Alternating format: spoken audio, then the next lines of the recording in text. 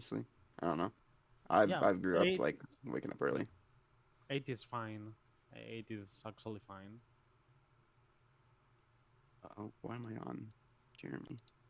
So yeah, give me 1 or 2 minutes and we're gonna begin. Yeah, certainly.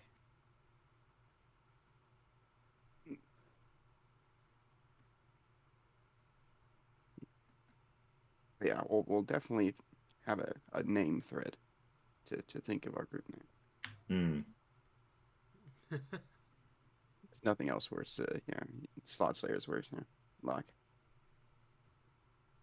It's pretty good. Nice. It's a very good contender.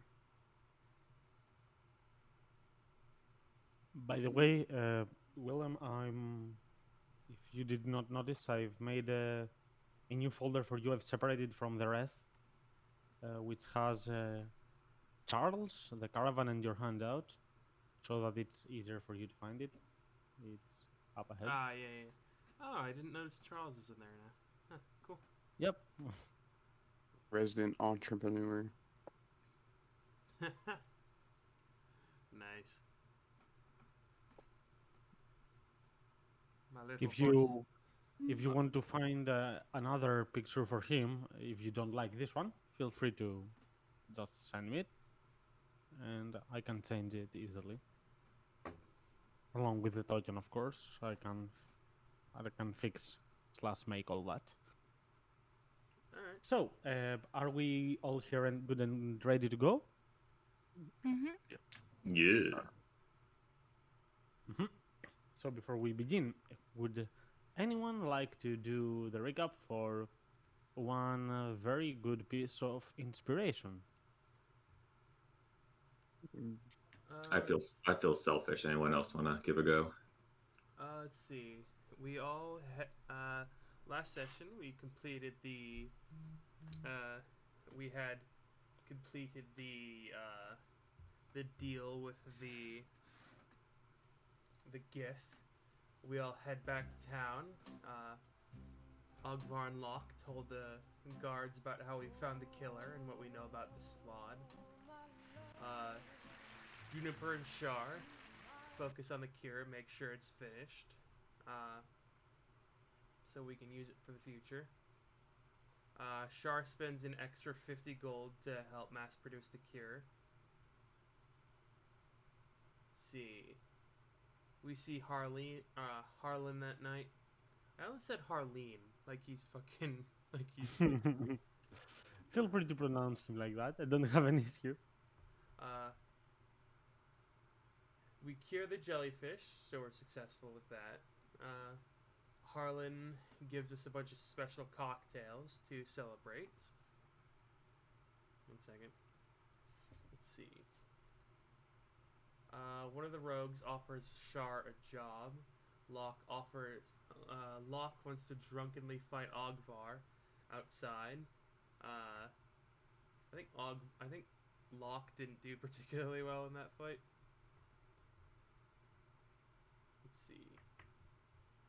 We finished the cure. And then we decide to head towards Ironhaven, which is where a couple of the scholars that were taught by Tarion had a home. Locke fought another person in the pit, but unfortunately he lost that fight, even with Ogvar's spectacular help, honestly. Oh yeah, his name was That's not Quag. actually true. It ended in a kind of a draw. Ah, okay. Fair enough. The Gith came in, and we actually cured his brother of the disease.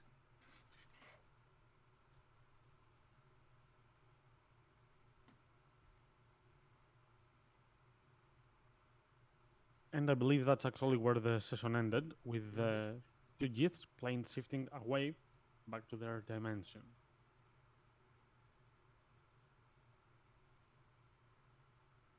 Yeah, I don't believe you told the guards about it. You kept it to yourself, at least for the time being. So, Sorry, I didn't want to interrupt. here you are. at the aquarium's first floor, the place you are staying for the last couple of nights. After a quite tiresome day for some of you, a lot of work that you did was fruitful today, with Locke ending up in a draw and getting paid for several amount of gold Nah. pieces. Sar and Juniper finishing with the cure, and the trials are going very nice and all. And Ogvar using most of his newfound psionic powers to assist his friend Locke, and you're now ready to get a good night's sleep before heading on to the next day. But before to go to the next day, let's have a small chit chat. You can either do it in character or out of character. It's all up to you in regards to what we'll be doing next. So let me put them up to show you a few of the options, because I need to be sure that we're all fine, at least out of character, and we can find it in character. So you are at Penfield, which is right here. You came from the place that is now have come to be named the Rainbow Craters inside the Mellow Woods. And you have found some solid piece of information that notes that two of Tarion's scholars, the one named Zar and the other named Vidara, were actually having a bond with each other, and it said that they both went to Ironhaven. It's actually a 4 days trip. Perhaps you could make it in 3 with the horses, or, well, to be fair, the horses are quite busy carrying a lot of stuff, or it would be just 4 relaxing days till Ironhaven. Also, a small side note, but if these are arcs that you wanna pursue, I'll just want to offer them here. So there is a kind of a side quest that was offered 1 or 2 weeks ago in game time, out of character time. That was a month ago at the very least. But several of the surrounding villages of Penfield were ravaged, attacked by gnolls, and they asked for help. Let's put that to the side. Also, next day, and this I'm gonna spoil it for you, but I want that to decide. Keep it in mind, also, just to show you know the options. You will have a proposal from those that have the arena in Penfield to help them find 1 or 2 spectacular beasts to use them in arena fights, where you could search for it around the village that you are, closer to the lake or to the Mellow Woods perhaps. You could find some strange creatures. That's a side quest, of course, nothing important. You have the storyline at Ironhaven, and as you do know, or actually as Sar does know, a lot of merchants are moving from Penfield to Ironhaven to Henpass. All those there are established travel routes, and you could perhaps accompany them so that, one, you have some more security as you go with a lot of people, and two, Ogvar and Locke could perhaps earn a handful of money by acting as guards for the caravans. So those are all the options that are presented to you right now. Of course, if you want to address anything else, feel free to. Right.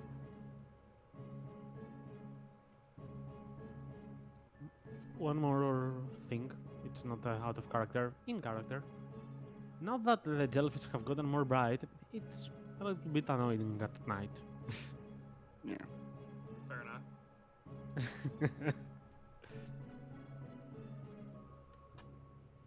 So yeah, Sure. You've been talking a lot about Ironhaven. Would you mind if I read a bit about that? I'm sorry? You've been talking a lot about Ironhaven. Would you mind me reading about a lot about that, or not? Oh, go right ahead. Alright.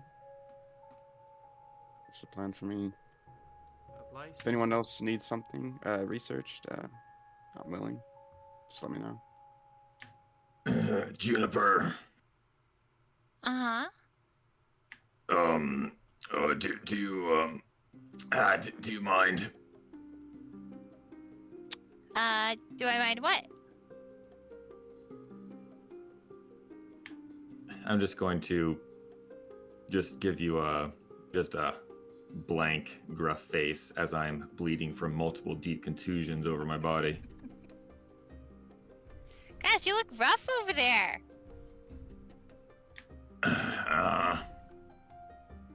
What happened?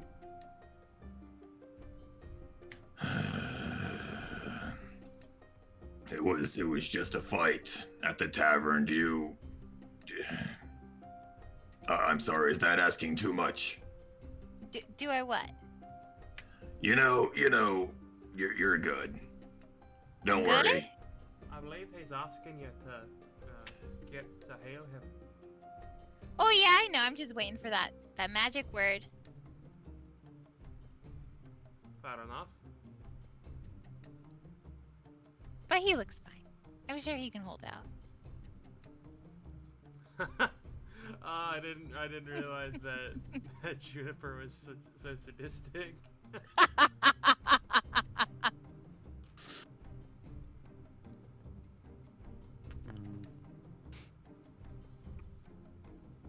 Alright. She's gonna come over to you, Locke, and she's gonna smack you over the shoulder and be like, so it seemed like you had a good fight? Okay, now you're just actively antagonizing him. You know I don't have to be done fighting yet. Are you gonna fight me, Locke? No, I have a standard not to fight kids. Ah, that's the spirit, and she smacks you again in the shoulder.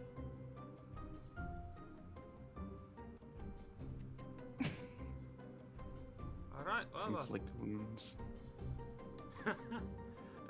no, unfortunately only clerics get that for some reason. Some weird reason. There you go.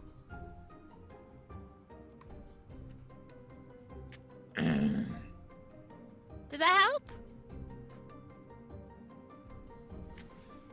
Yeah, I tell you put a lot of effort in that one. Thanks. You're welcome. Oh my god.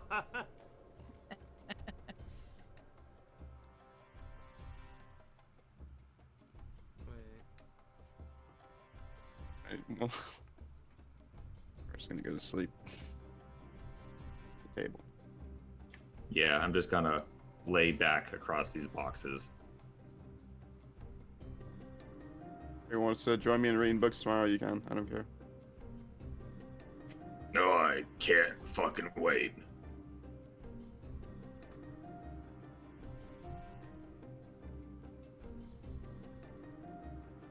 Is that the plan? Just everybody's gonna take a nap? Well, Oh, it yeah, is the middle of the night. I guess. Do you have something you want to do, Juniper? No, nothing in particular. I'm just...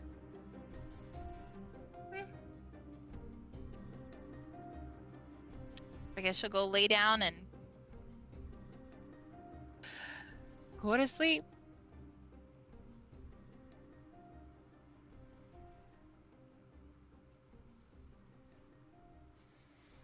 Let's see.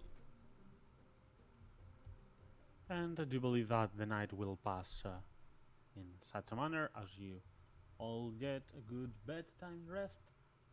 And the next day, as you will be going down to Harlan for some breakfast, and you know, start your day with a cup of tea perhaps for some of you, some others not. Locke, like usually, will oversleep a little bit and find you as you are already eating your first rations of the day, and Harlan will greet you as per usual. It seems like a new era for Pennyfield has arrived, with the killings having stopped, the Slaadi no longer being a concern here. I know there's probably one still on the loose, but at the very least it's not here, at a place where people are calm and they don't have anything like that happen before. The aquarium is also cured and the jellyfish shine brightly, which brings a lot of hope to these people that indeed a new bright era is starting. And last but not least, it's actually one of the most important things that have happened.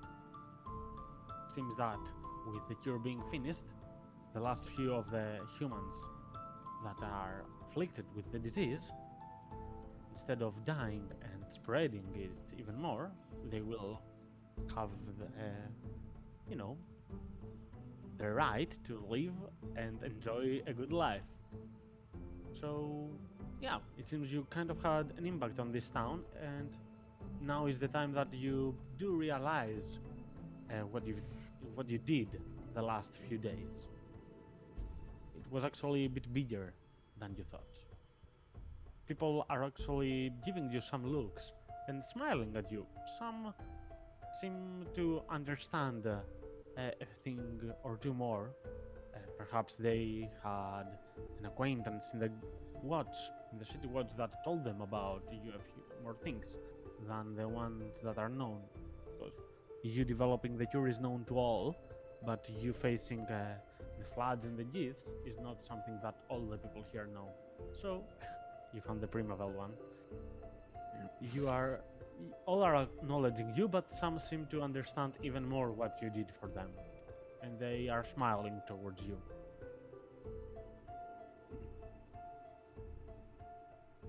So yeah, Harlan will come and serve some rations, mainly egg-based products, and he will wish you a good day. And perhaps he will ask you, so what are your plans now? I know that you did stay in this place. I don't mean the aquarium, I mean Penfield in general, for quite a few months, but I remember you said you are a true merchant. You want to travel and become bigger. Are you staying here or are you going somewhere else? I believe our plan was to head to... Shit, what was it called? Ironhaven? Yes. I believe our plan was to head to Ironhaven. Going straight for the capital. I Aye. can see that. I can see that. Well, I've been to Ironhaven when I was younger. It's a really nice city. You can feel the air around you being... I don't know how to describe it. Like it's filling you with joy, and you feel blessed while in there. It's a privilege to stay at this place. I'm pretty sure you will enjoy it. Oh, that sounds interesting. So, what's the reason for it to be called Ironhaven? I don't know. It's been named like that a long time ago, when most people of Tiserian were under one kingdom, and you know, it is said that Ironhaven was the capital of all. But when I hear it, it sounds more like a name for another kingdom, Ironhaven, and has a war vibe to it, doesn't it? Aye. I don't know. It doesn't really fit Anerid's other names. It's more still for the... Despite the sun praising here, it sounds weird, but yeah, it's what they've been calling it. And you know, humans, they don't live that much, and we forget sometimes where names came from, and we just go with it. I say. Oh then, everybody. What are we doing for the day? Ah, Probably get the recipe to the barracks or something, get our reward, and then head out. Well, you know me, always gotta have my face in a book, so right up till we leave, probably. Unless someone needs something moved, I guess. I suppose. You're pretty squishy.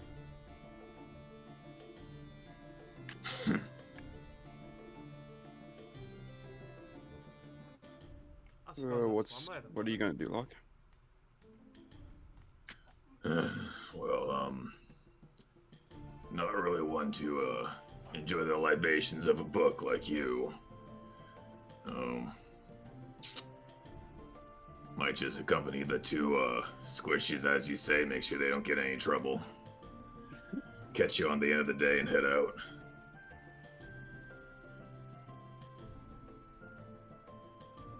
Sounds good to me. Juniper, any aspirations? Oh, sorry. Oh, I'm sorry. Yeah. Sorry, what was that? You got anything you Yeah. want to do? Nothing in particular.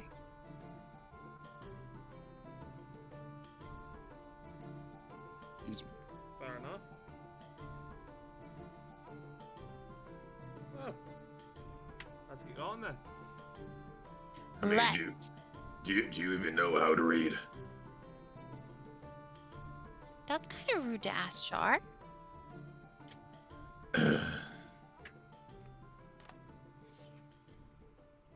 Or were you talking about Agmar? Yeah, I don't know what I expected. Come on.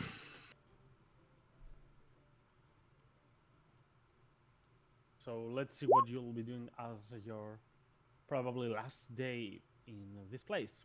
So let's start one by one. Sir, I assume you're going to see about your payment as you do have finished the cure and see how the trials and the curing of the people is going on, right? Yes. Okay. So let's hit a little bit there.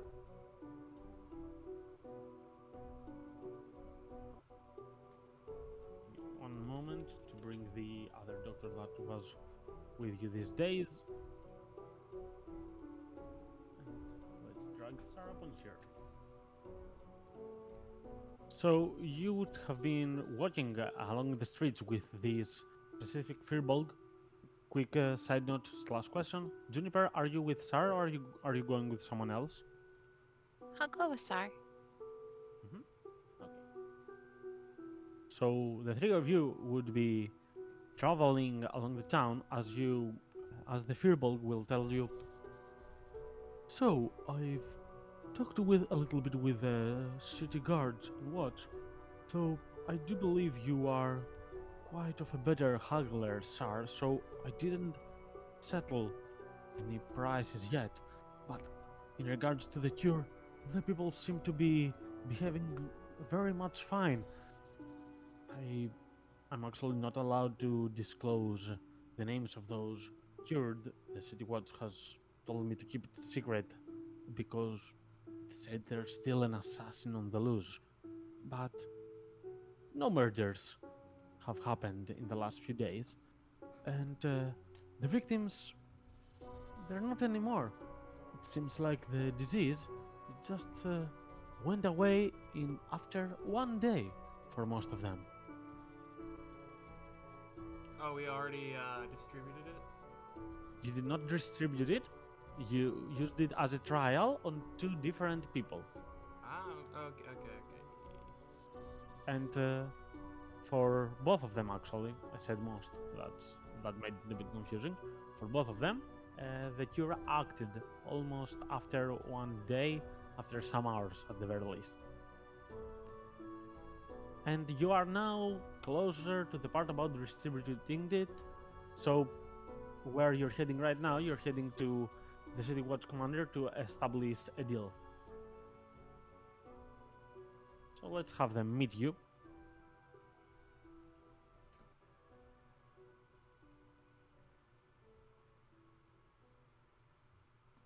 Alrighty then.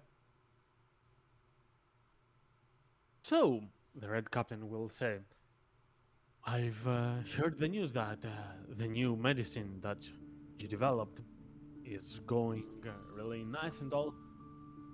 The two people that have tried it are already looking renewed and joyous, which means we owe at the very least to say thanks to you, and second, and perhaps as much important, since you are a merchant and you provided a very good job for our town, we have to talk a little bit about business. So, I actually am under a budget from the Master of Coin here in this town, but there is some flexibility.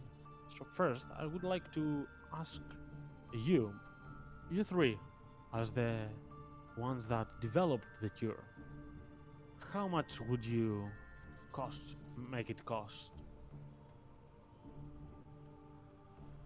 Oh man. Well, that depends.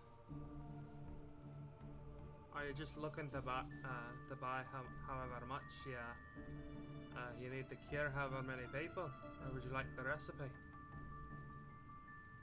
Well, we are already under the course of providing you the supplies for creating the cure for the rest of the people.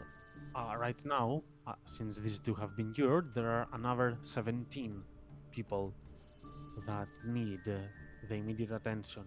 But what we're actually asking of you is the pattern, so that we can, well, even if you don't want to sell it to us because you want to keep it as a doctor and a specialist, you could perhaps, if we provide the resources, I know that any of you three can actually make it. The experimentation was needed for three, but the herbalist here did say to me that it's actually a process that does not require a lot of people. Aye. Only really requires two of us, an alchemist and an herbalist. Mm-hmm. So, 17 more people. Aye. Tell you what. They. Roll me persuasion, sir. Yes. Specifically for what? It's about mostly haggling and showing that you are a strong businesswoman. Come on, +6, you bastard.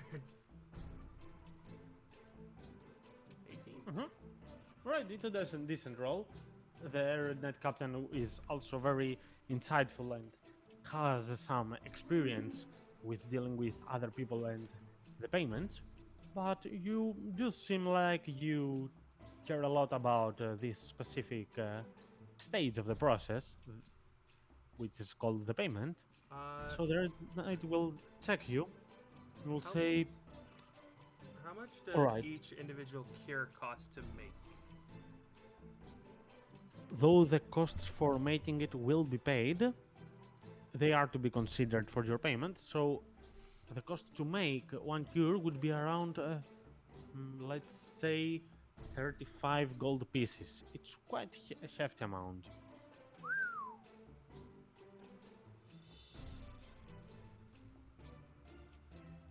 Let's see if the cure. Let's see if the cure is 35 gold to make each one. Then let's see, 17 people. Let's see. It's doing a little bit. Of math here. Calculator. That is 595 gold. Let's see. If we times that by 1.5, that's, let's see, 892 gold. Let's see.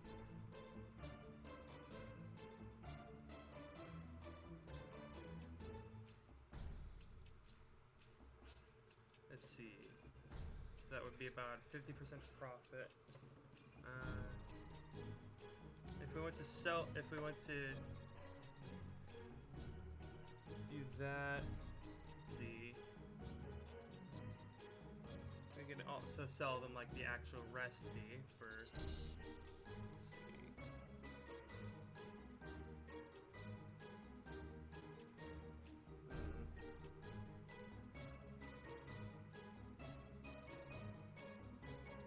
Let's be nice and say about 250 gold.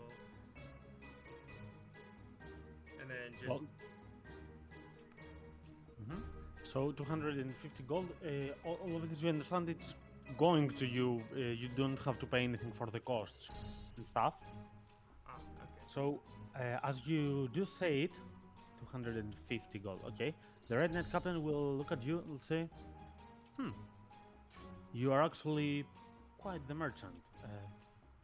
You just did some pretty nice calculations, but I'll tell you what, the Master of Coin told me we are under budget, but it's a little bit more than that, so 300 gold pieces should be fine.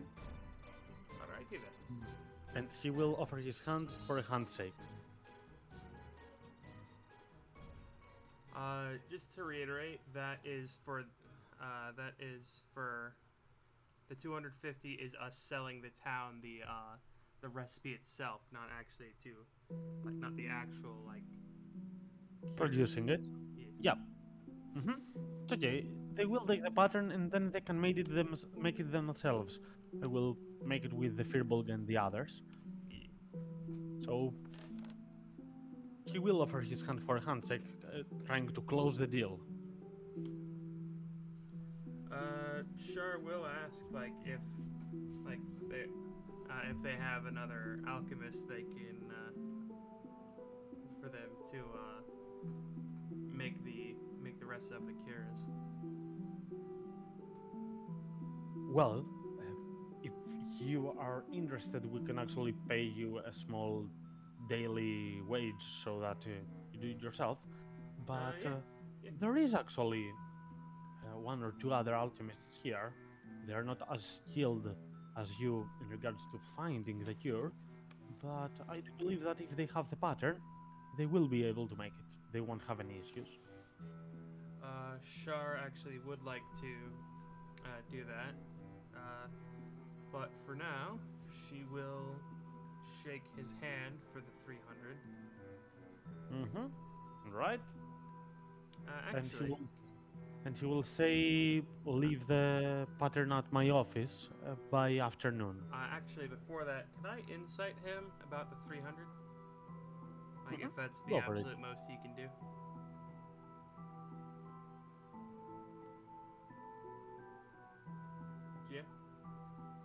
Yeah. Yeah, go for the Okay. insight. Yep, I trust him implicitly. All right.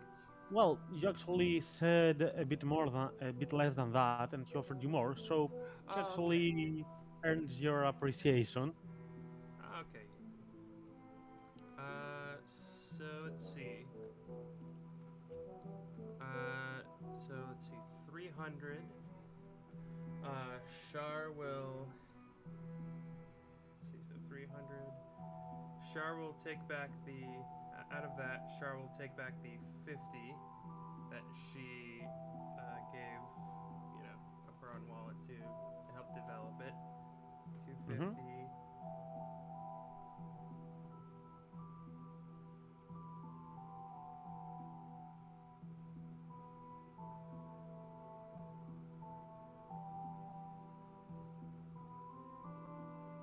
Let's see. Okay.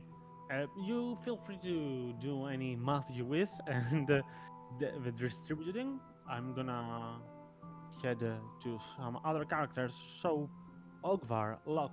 Let's start with Ogvar first. What are your plans for this day?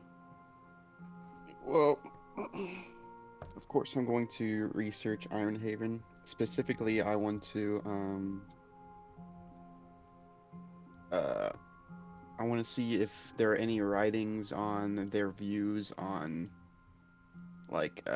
monstrous races. Okay. So And I'm gonna also- offer you two options here. You can go either to the library or to the Yellow Chapel in order to research that. In the Hmm. library, you would be reading books, of course. In the Yellow Chapel, you could perhaps talk to a priest and ask him about it. It's up to you. I'm probably gonna go for books. I'm not very good at talking. Okay, let's go, Mr. Book Guy. Yep. I would like an investigation and a history check. Absolutely. And I And also I wanted to believe I had research. yeah, tell me. Sorry. Um. Alright, I split the gold. That's it. You can see it in the chat. There has been the thing I keep forgetting to research. I want to research why the hell that slide was burning shit in the sewer. If there's anything connected with fire and slides or something. Uh, he just wants to rationalize that. So yeah, you said history and Investigation. alrighty. Both or just one? Sorry. Take your time. It's okay.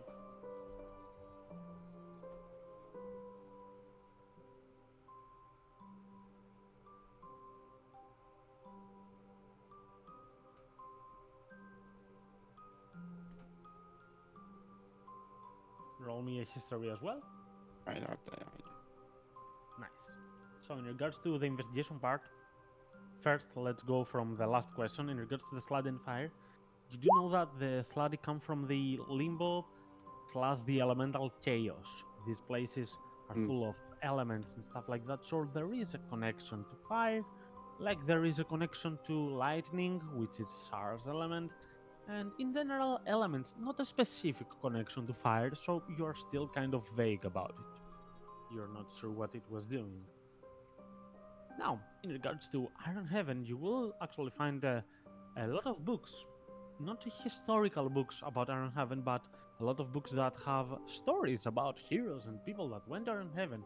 And there is a common theme that actually ties with that Harlan said, that the moment you enter Iron Heaven, you get a feeling of blessing, like you are enlightened. The moment you enter through the gates, something changes in the air, like a radiance that makes all people a bit more joyful and unique. It's actually very weird. Many have trouble describing it, but all have felt it. All who have went there. Now, on another note, it is also called the Golden City, the City of the Sun. There are many synonyms to Iron Heaven as titles, and you will find one another useful piece of information that the great gates in front of the city open only at daytime. So if you come to arrive by night, you won't be able to enter the town. You will have to spend your night outside. Okay. So There was That's there was a comment on Twitch. Seems like there's a few coins missing from the pile.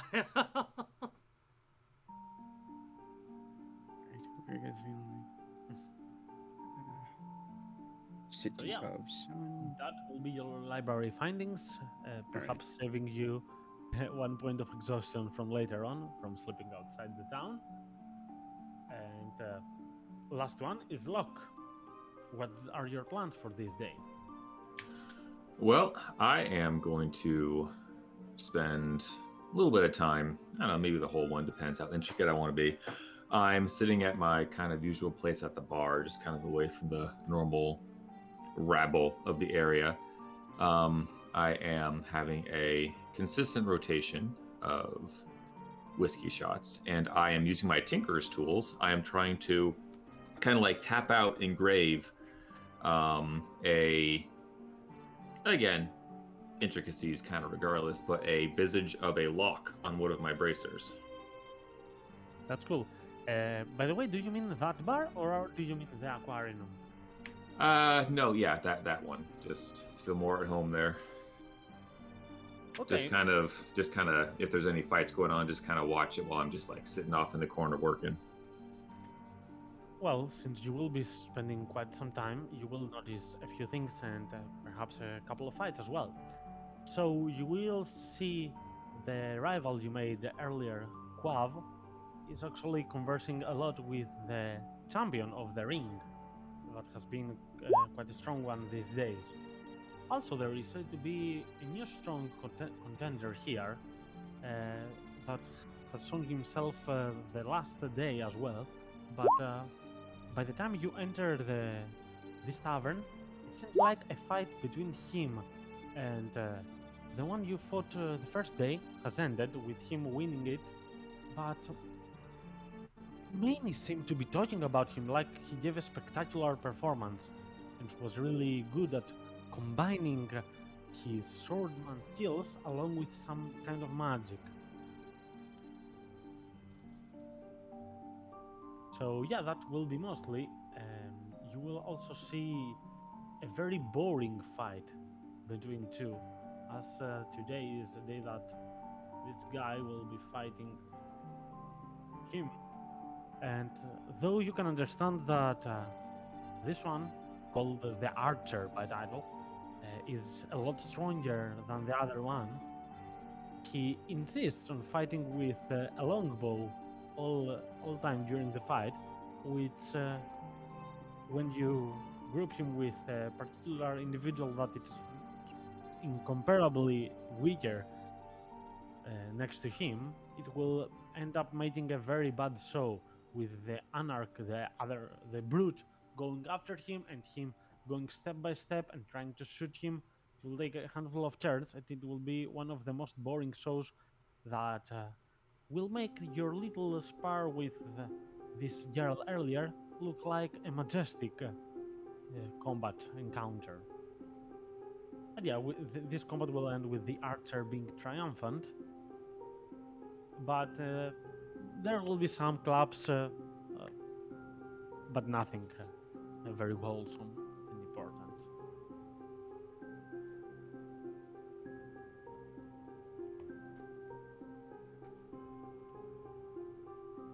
All right.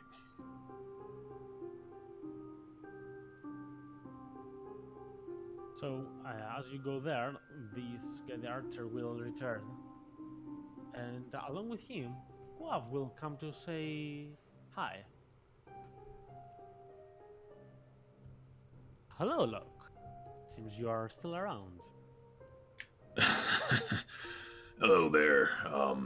Yeah, not for much longer. We're leaving for Ironhaven in about half a day or so later this afternoon. But don't let that worry you. I'll be back. Huh. Ironhaven. I've been there. It's actually a very nice place to be. And it said that they have also a lot of strong fighters. Perhaps you could level up your game a little bit. Yeah, we'll see. I mean, don't get me wrong, I have full intent on coming back for you. If you got any recommendations, though, as to where to stay or hang out, if you know what I mean, we'd appreciate it. Sorry, what did you ask for? Recommendations as to, like, where to stay, or if there's you know, where he would recommend an establishment like this over in Ironhaven. I actually don't remember where I was staying in my time there, but I do remember where I was hanging. It was this big inn called the Adventurer's Inn, which is exactly what it says to be. A lot of people that all of them were somehow liking the adventuring way of traveling and seeing new stuff and combat and money, you know, all of this baggage.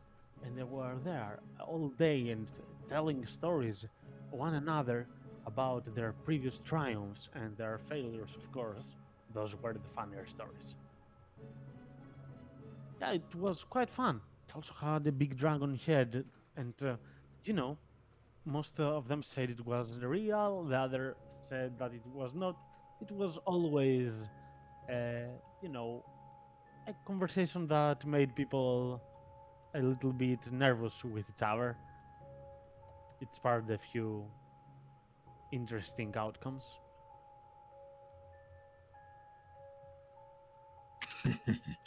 No, certainly.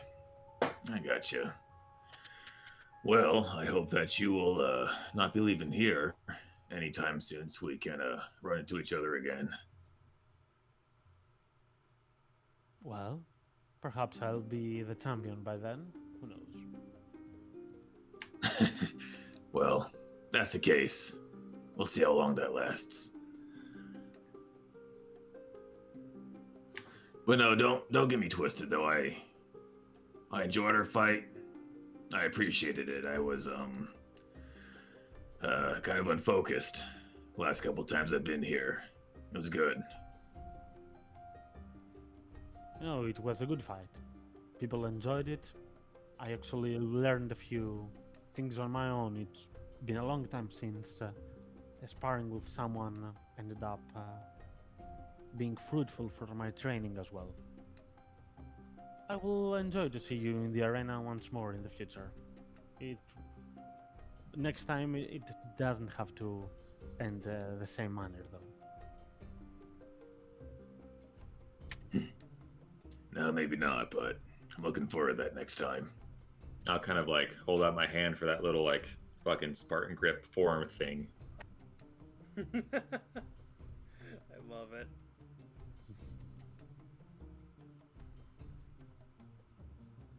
And he will say good luck to your journey to Iron Haven. I wish you the best, and when you're back, pay me a visit here. It get quite lonely.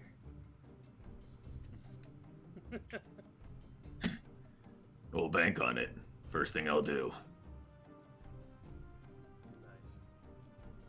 And he will return to his table. Oh, and you there, friend. What?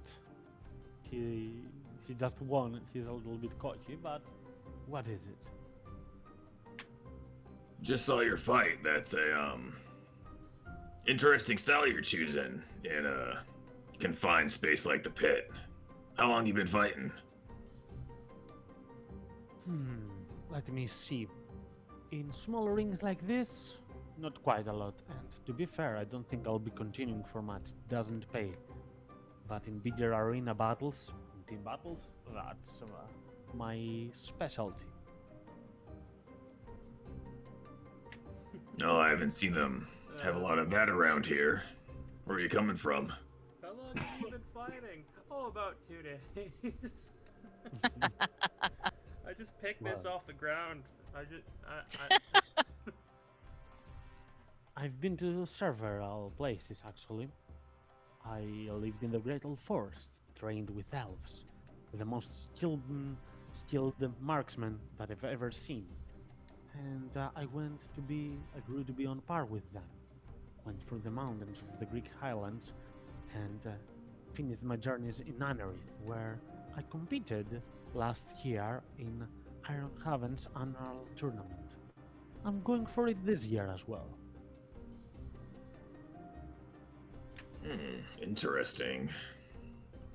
Interesting application of such skills as well. Well, you can see clearly that archery is not a fighting style that's meant for solo situations. No, it certainly isn't. But Tell a man me. has to stay true to his skill. I can't do something else. That's what I'm good at. No, I can appreciate that. Tell me though, when is this next tournament coming up in Ironhaven? I'm actually headed up there soon myself. Oh, you're going. Actually, I'm waiting for the announcement to be made. It always comes on the first days of autumn. But it's still not up yet. Tournament is close to the beginning of winter, but applications seem to be beginning soon. Interesting. Well, tell you, if we're still around that parts myself, I'd look out for you in that. Like to see what you can do in a less confined area. All right, I appreciate it. What is Well, this guy's the name? conversation The conversation started with him being a little defensive and cocky, but seeing you are actually a good guy, he seems to be opening up a little, and he appreciates it.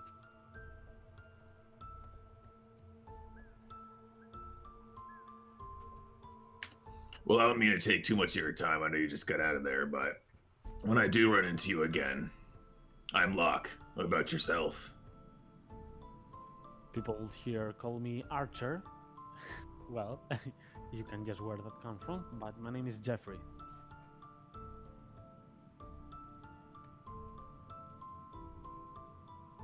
Well, good to meet you, the Archer. Hope to see you around a bit more, and again up in Ironhaven. Well, if you see me in Iron Haven, perhaps it won't be for your own good, but it will be a fun thing to see. Oh, we can only see about that.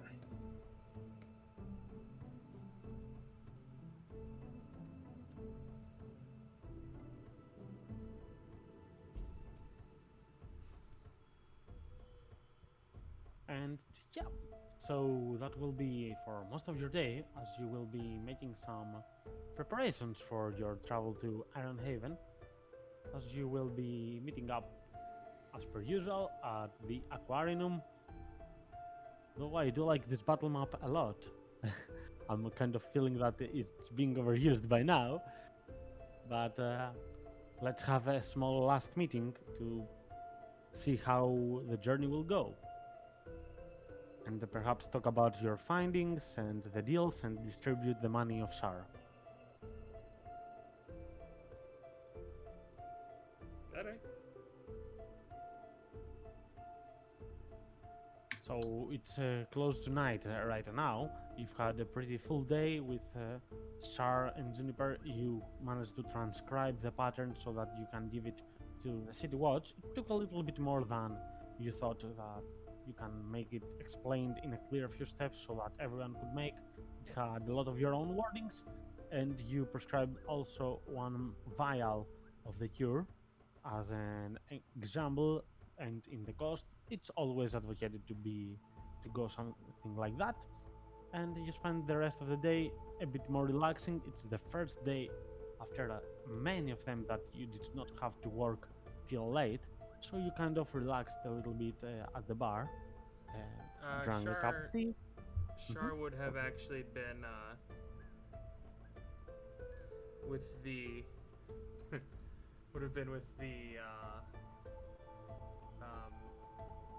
the rest of the alchemists making more. You know Okay, what, so that actually- you could receive a daily wage for today as well. Actually, you know what? Hang on, let me. You know what? Nah, she would be relaxing for the rest of the day. Well, she deserves it. Yeah. Let's be fair, she did a lot of the last few days.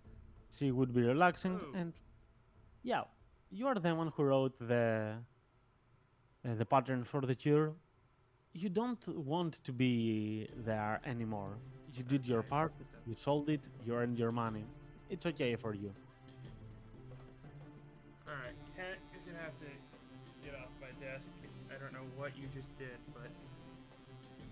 Oh god, how do I fix this? At first, I thought you were talking to me. No, I'm talking to Ash. Alright. Alright, Ash, time to go. Well, all right, big guy. Regale us with your studies.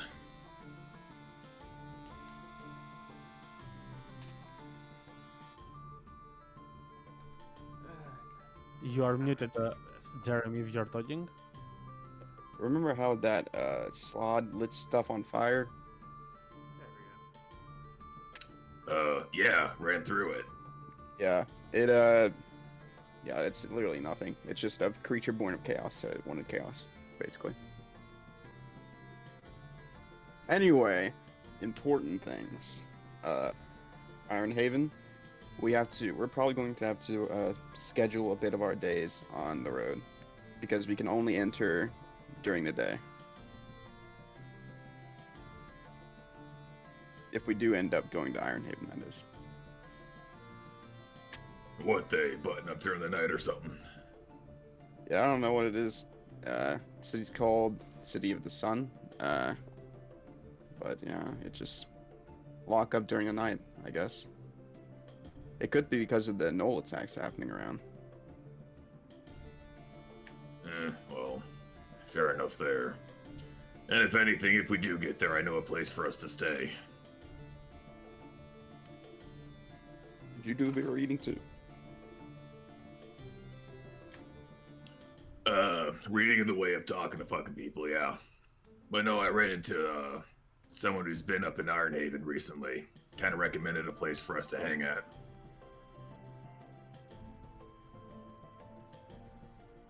It's interesting. Well, it's, called the Adventurers Inn, so what it lacks in creativity, I hope it makes up for hospitality.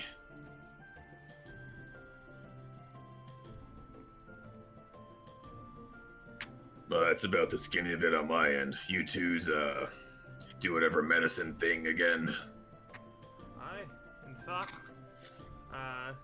Shar will, like, with her left hand, like, grab this, like, rather large pouch. You can see she's very clearly struggling with it.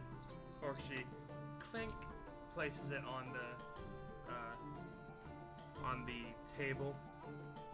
And you see she has, like, there's 3 little bags in it.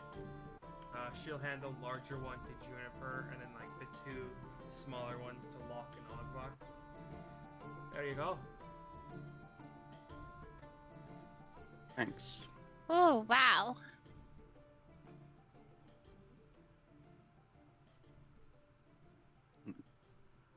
But you did assist us in creating the cure. After all, we went to that, you helped us with the slod, and you helped us with the face spiders. Wouldn't feel right not to give you anything. Yeah, and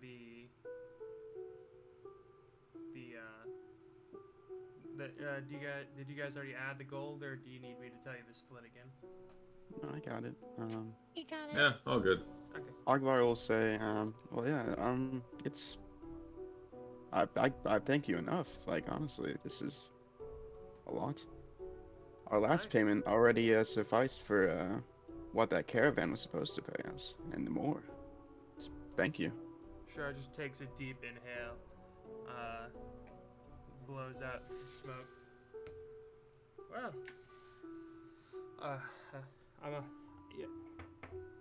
well, as you all know, I am a merchant, and goods and services need to be paid for, or else I'm no different than the bandits. Y'all provided me a service by assisting me with a product.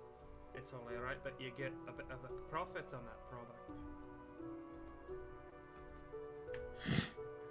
Well, you know, that's a fair point there. And Locke's kind of take his pouch and toss it over in front of Juniper. What's this for?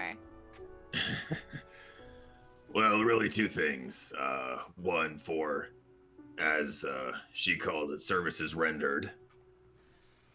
I'd be dead a couple times over with said slods if not for yous, but more importantly, I find your concept of money funny, so I want to see what you use it for. Yeah, you got a lot more shinies now. Oh, that caught me off guard. Holy shit.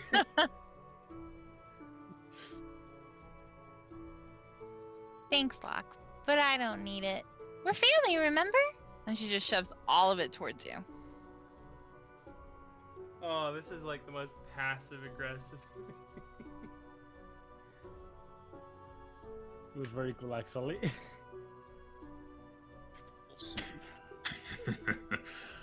Oh man, I don't know about you sometimes, Junes.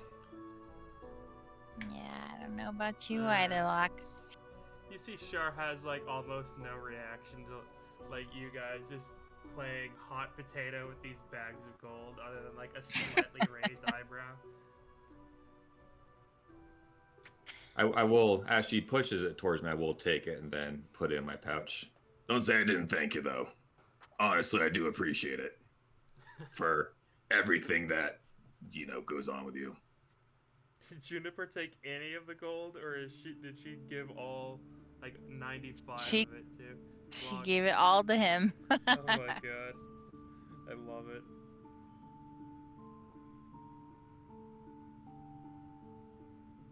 Alright, well, that's out of the way. So, Yeah.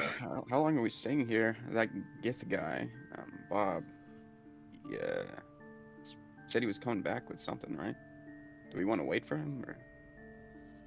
Might be. I'd like to think for whatever he can fucking do, he can find us if we head out. Live in a different planes or what the fuck ever he's doing. Besides, we got some shit to do. I thought What we do you want did. to do?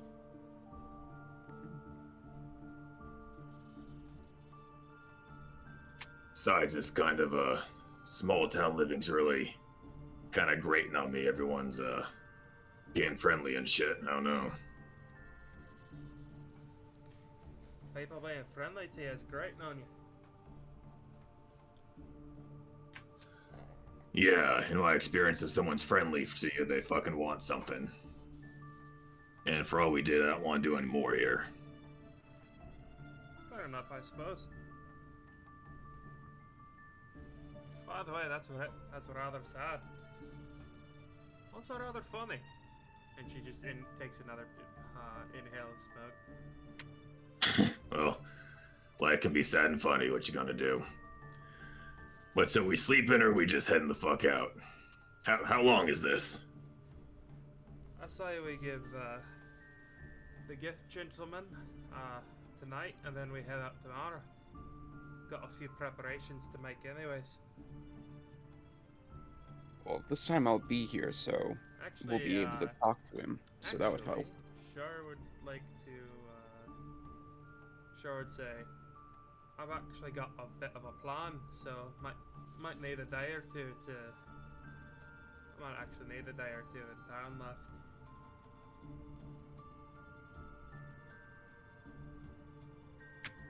Okay, I'll fucking ask. What is this plan? I got to hire a few more.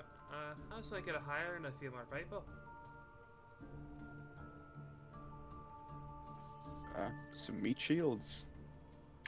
Gonna turn to Ogvar and kind of slap him on the shoulder. Hey, full circle. We got a caravan of our fucking own. Don't mention it. Aye, I was thinking. What good's a merchant on their own? Only make so much profit. I can get another wagon, a couple more horses, perhaps hire another alchemist or two. Of course, with all the ones in town working the cure, they'd finish with that, and then see if I can hire them out afterwards.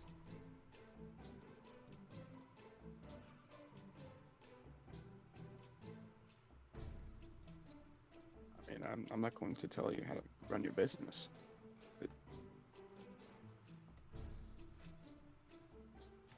No, yeah. If that's what's behooving of a merchant, you do you. If anything, if we run across a slod, we'll just chuck him at him as some collateral, let's say.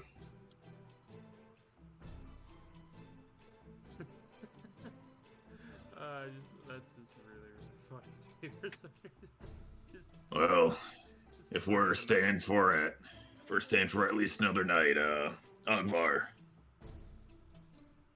Yep. I want to see you fight. What do you say? Want to see me fight? Yeah, What? What do you mean? I don't.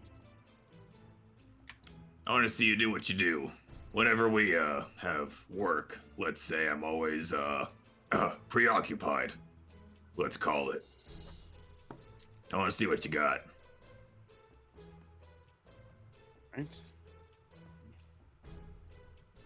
Should probably be back here at a reasonable time though, because if Bob does show up,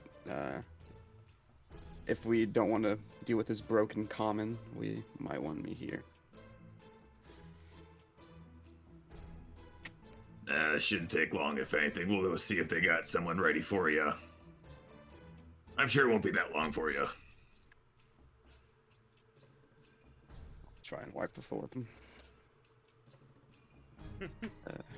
What about you two? Junes, you want to be the shot caller again?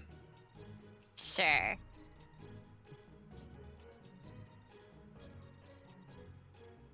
Nice. Sweet. How about you, Miss Merchant? Want to go see Ogbar? I suppose so, sure. Very well. Oh, Ogvar getting anxious now. a lot of pressure on the ground. Just gonna slap him on the shoulder again. Nah, come on. I know you want this. Try. I know you want this. Ogvar is Your- visibly anxious when he knows everyone's gone. I love it. All right. So, in regards to what you said, sir, it's alright. It shouldn't take long, but if you wish to, we can do it from messages later. We can do it in that way because it's just organizing some stuff. But we can also roleplay it. I don't have any issue with it. But in regards to the other part, perhaps the other day will come, of course.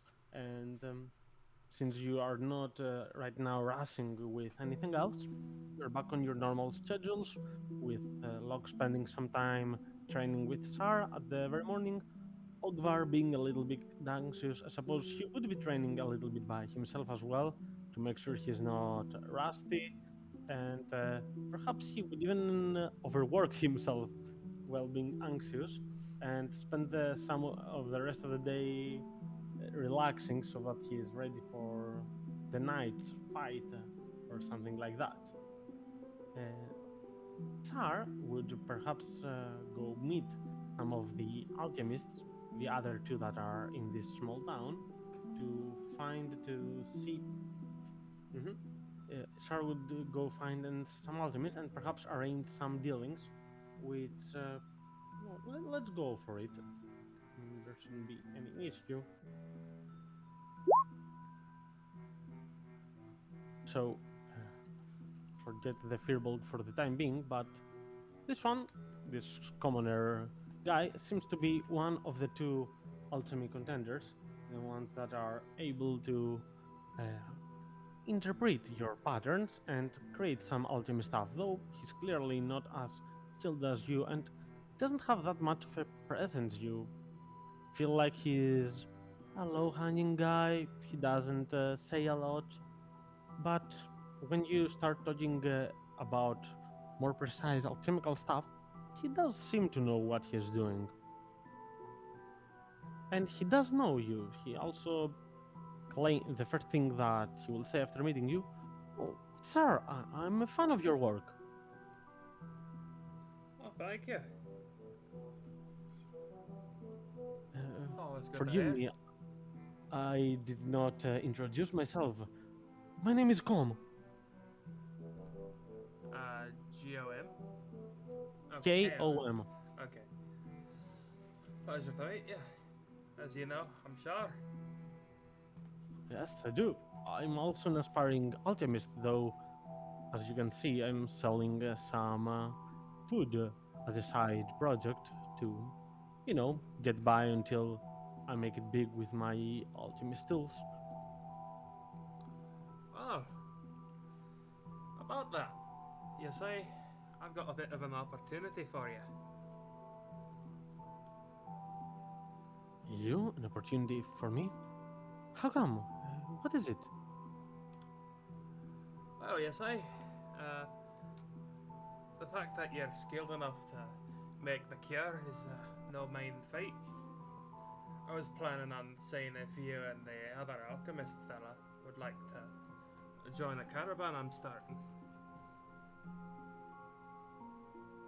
Oh, Of course, not right now, but perhaps afterwards, after the cure is finished and everyone's no longer sick. Yeah, these days I actually do have a lot of work to do, combining my day job with the afternoons and evenings that I spend starting today at the very least producing the cure, and yesterday, to be fair. I am quite concerned because I have a lot of acquaintances here that I would not want to lose.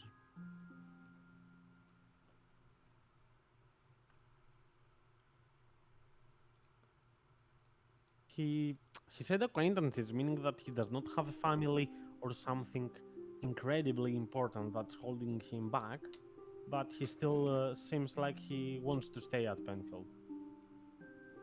Very well. You can,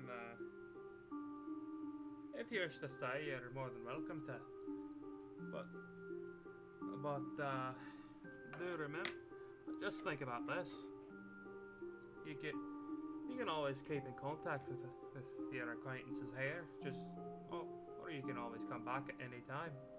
This could be this could be a great business opportunity for you. See the world. We're heading to Ironhaven first. Do you really believe in this plan of yours? Do you believe it can, you know, hit other big? We are going to Ironhaven. It's the biggest city. They must have a lot of very good alchemists there. So, do you believe you can be better than them as a merchant at the very least? I don't know about better than anyone else, but profitable does not have. You don't have to be better than anyone to be profitable, now do you? Well, that is sure certain a truth. But you know what? I will think of it. When are you leaving? It depends on who decides to come with us. If neither of you do, it'll be after. It'll be either today or tomorrow, probably. If both of you do, it'll probably be. If one or both of you do, it'll probably be when everyone's all patched up. Hmm, that's actually interesting. Though I do not believe I can manage to be prepared and say goodbye to all of my friends, since Ironhaven is at least a 4-day trip, and coming back means another 4, and we'll definitely be staying there for quite a while, which means I need to say something to all of them, and I need to pack my things and cards, and he's doing some quick math. Seems to be kind of an organized thinker, which is actually a very positive thing for one to have in your business. And he, after that, saying, "All right, Miss Sar, I believe you should go to Ironhaven, and I shall find you there, because it will take me some time. I don't want to slow down your procedure." Very well. And Shar will give a nod and go find the other alchemist. Mm-hmm. Right. So the other would also be a commoner, he would be, but he would not be that much interested in the offer to travel in a caravan, unless you would like to tell him anything else. I'm saying this because I don't want to repeat the same kind of conversation. But if it is something else you would like to say to him, I'm fine with it, of course.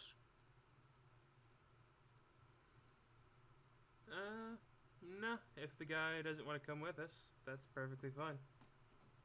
Mm-hmm. Yeah, he would be probably enough kind, and perhaps he would realize well that with you leaving this town, he would perhaps be able to make more money with his alchemist supplies around here. If he's the only one left.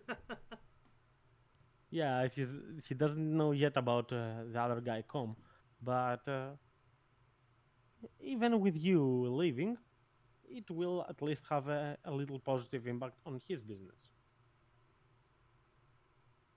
So you will be doing that. Juniper, is there anything you would like to be doing for the day? I mean, No, before going to the tavern to see Ogvar doing some fights. Nothing wrong with having a monopoly. Sounds no, good. she's pretty content. Okay. Let me put some music once more because it seems to have ended.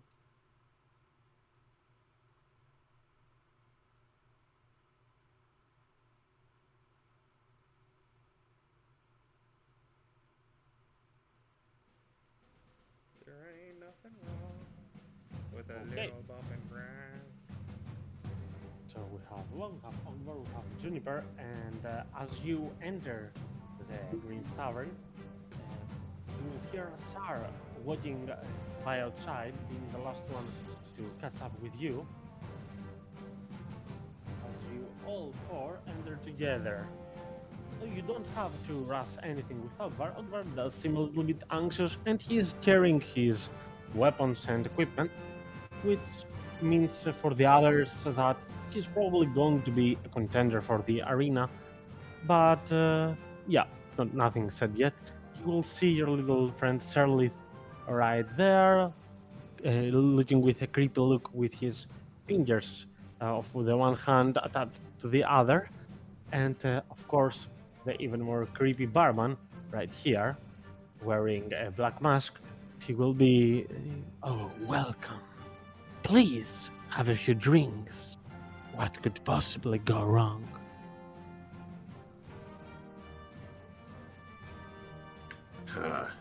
Never gets old. 2 whiskeys.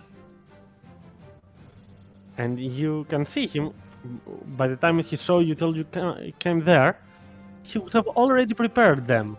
And he will wink his eye towards Jula. All right. Like he knew it what you were gonna order. Well, how you doing, Ogvar?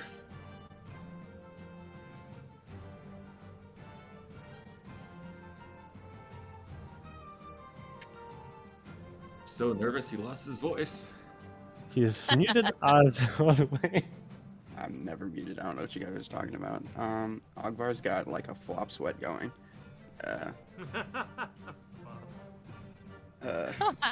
So he like completely, unlike Ogvar would do, he walks right by the bar. I think I'm all right.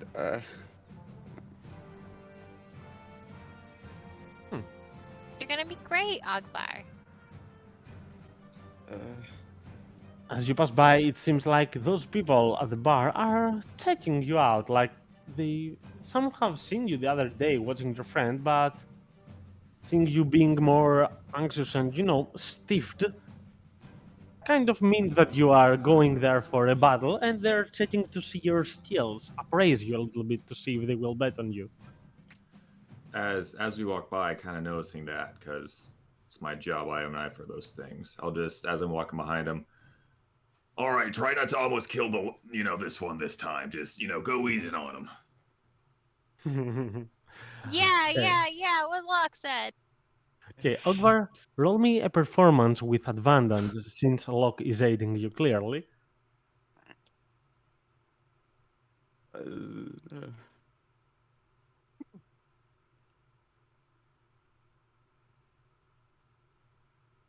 Okay, so 15 will be a very decent amount of flexing, since after Locke says these words, you will at first cramp up a little, become a little, but then try to relax and show that you can do this. You were always Ogvar the thinker, the one that can think, and that's not gonna stop now in the arena. So you are gonna become a little bit more calm.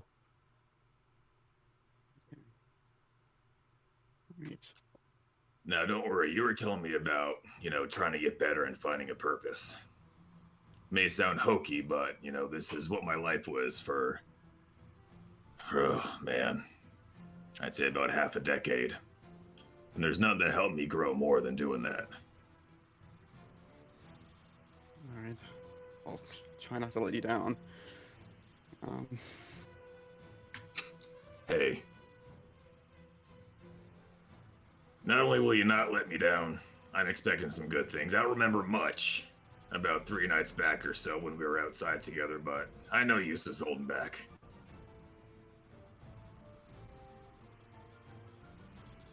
Right.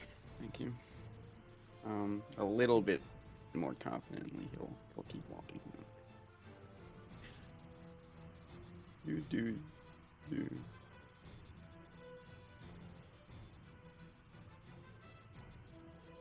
Hello.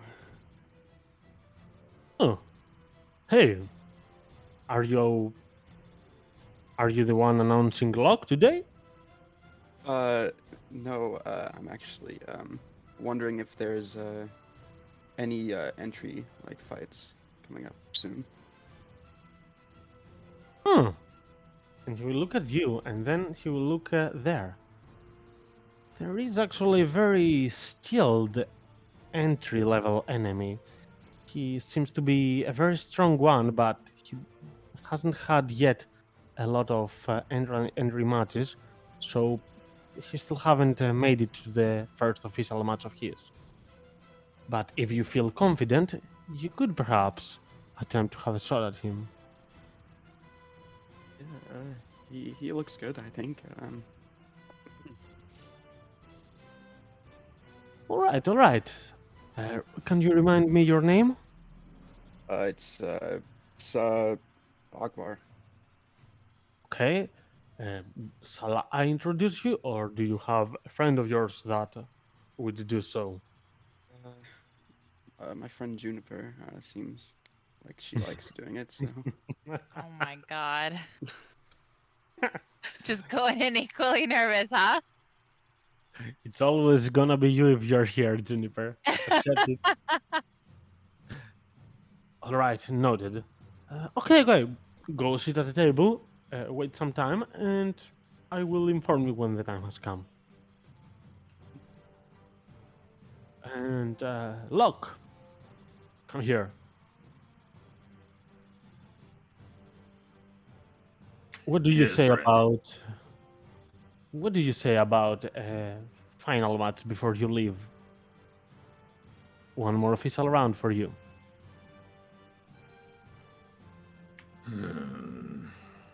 Well, Let me warn you at that.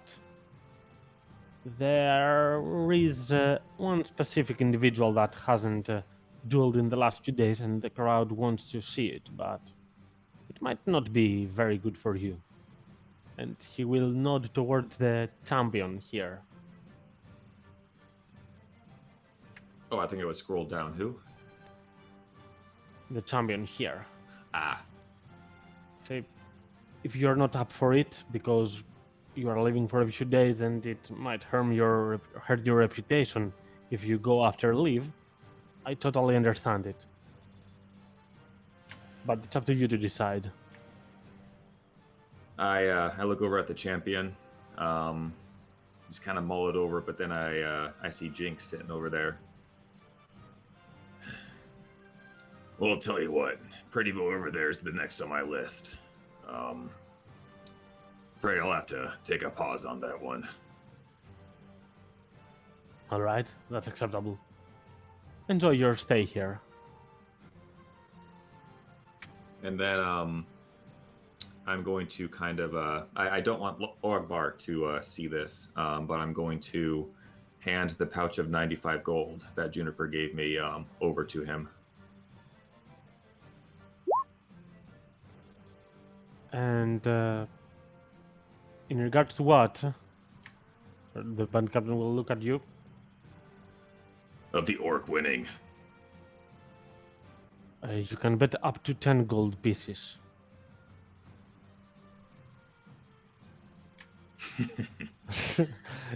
We don't have to pay you that much if he does win, you know. And he will chuckle a little bit, seeing that you are fighting here. No, I know how it goes. I was just seeing. Then I'll just take 10 out. Got a lot of confidence in Ogvar to give 98 gold. God damn. Yeah, free money. The enemy is actually a very strong one. I'm not sure how it will go. It will depend a lot on rolls. So, In real life. yeah, you will be getting prepared. As you will see the next match being between this martial arts adept, the champion, as it said, a woman that comes by the name Frigilla, and this guy who seems to be coming up from Vergruven parts of the north, raised by dwarves and taught in the berserker way to fight. And you will see them rushing onto each other. By first look, they seem to be quite equal in terms of body power. This guy seems to be more strength oriented and very with high constitution, and he seems to be able to soak a lot of hits, while this guy seems to be a lot more adept and skillful and fast.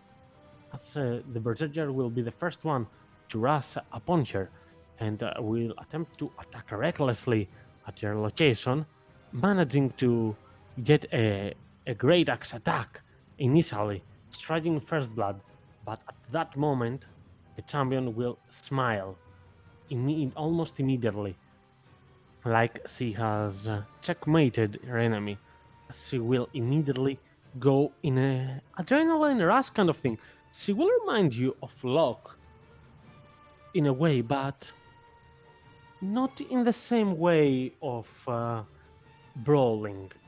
She will be more calm and like she is using the inner energy of your body to commit a flurry of blows as she will strike one, making the berserker drop his axe, two in his chest, making him shoved further away, and as he will run, he will kick him onto his upper body, knocking him prone.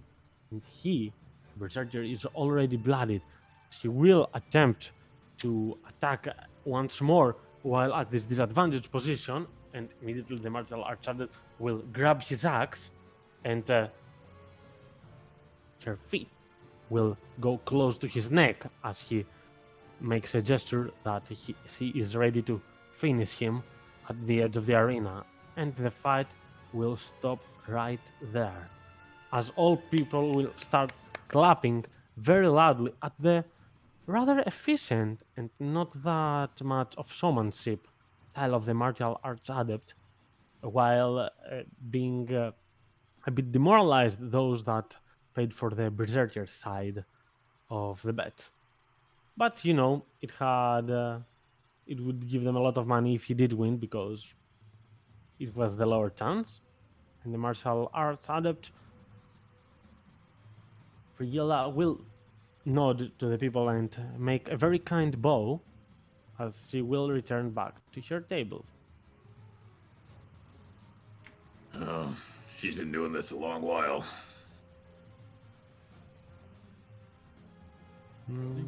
Let me put a nameplate so you can see it. Okay.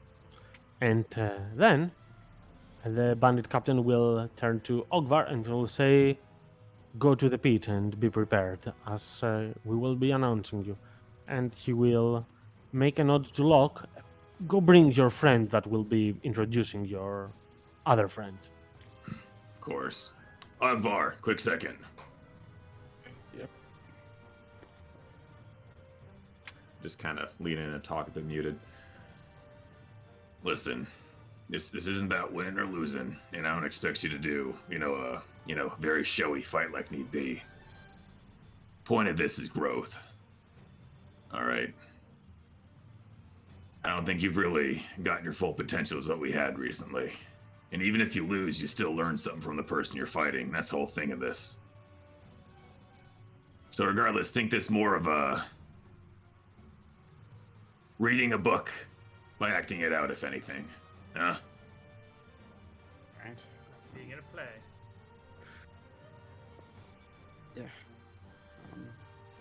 Okay. If I get more horses, that's what I'm naming them. Juniper. All right, get down there.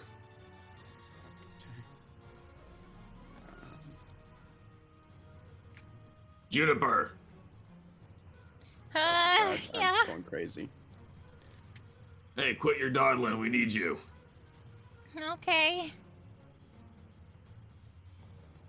And as Juniper closes by, the one that would introduce the enemy of Ogvar will be this guy right here, who will be saying out loud with a rather distinct appearance that he has. He will say, "From the secret places inside the realm of Yevon, this Magus Knight has been prepared to fight anyone.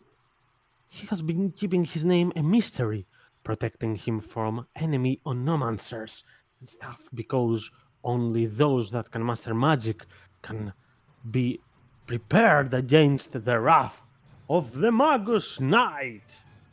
And everyone will start clapping. Look, you do realize that this is some solid upload for a new contender here. And then there will be a nod towards Juniper to be ready to make her introduction of Ogvar. Oh gosh. Right when she gets the nod, I'm going to like grab the back of her clothing and then just like put her right up on that table right there. Oh god. I'm not alone. Nervous as hell. This is my bestest friend Ogvar. He's the bestest person ever. He reads a lot of books. He don't let that sway you, but he's also a mean hitter. You should have seen him with this massive crocodile thing. He just threw it on the table. Anyway, I'm not sure if he's like those guys over there. And she points to some guys in the crowd. And maybe not even that guy. And she points to the husband though. But he's definitely kick his butt and points to Locke. There's that. Yay! That's my friend Doggy. Oh my god. And with that said, let's go for a small scream and see how that goes. Alright. Initiative.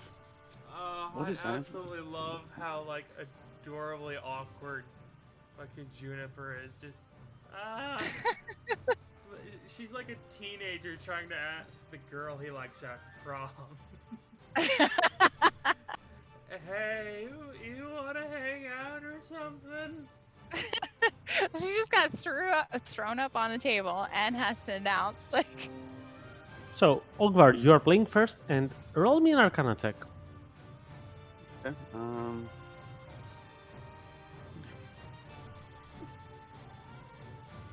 Okay, you do understand that he's under the effect of the Long Strider spell. Though it's not that much important in a small arena like this, it does seem cool to the people that he will make a rather big sprint.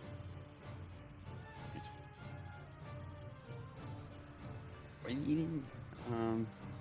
Oh, I'm going first. Crap. Okay. Oh my gosh. Yep. Ogvar will run up. Choo, choo, choo, choo, choo, and unceremoniously try and take a maul attack. But to everyone, because they haven't seen this yet, his maul seems a lot lighter, and when he swings it through the air, it actually whistles, That's interesting. but it doesn't hit. Well, it was a solid and good introduction of them all, but it won't work against this guy, as he will immediately at the time that you do this be surrounded by a small misty cloud as you try to attack him, and he will attempt to leave this place for the time being, the spot that he was, as he tumbles away. Anything as a bonus, Ogvar? Nope. Okay, so he will immediately, after doing this, will attempt to. In one hand of his, he has a longsword, and on his other hand, he doesn't hold anything as he used it to cast spells. And electricity will appear, and the spell that you've seen your friend Sar do, Surging Grasp, will be cast on you. He has advantage because I'm wearing metal. He does have advantage indeed. That's a 22, and it will hit, which means you will suffer 8. That's a high roll, damaging lightning, as he will immediately take this as an opportunity to go from the other side, and since he has War Magic, which means he will be making one more attack as a bonus. Wow. I will reaction whatever damage that does. I will take it down.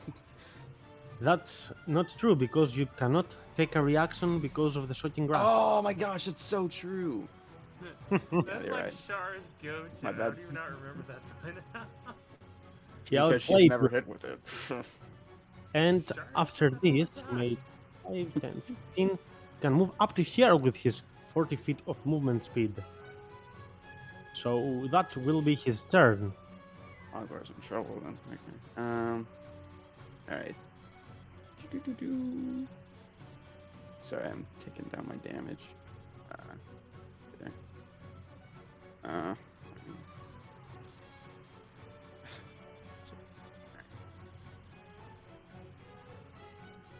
Yep, he runs up, and yeah, he's just gonna box him in there. Bonus action, he's going to roll for his second wind. Get 12 damage back. That's a very nice Then- roll. Smack him with the maul again. This time that will work. So Alright. you will successfully get a hit on him. And I'm gonna knock him 5 feet just straight into the corner right here. With, let me link it, because I'm a fool.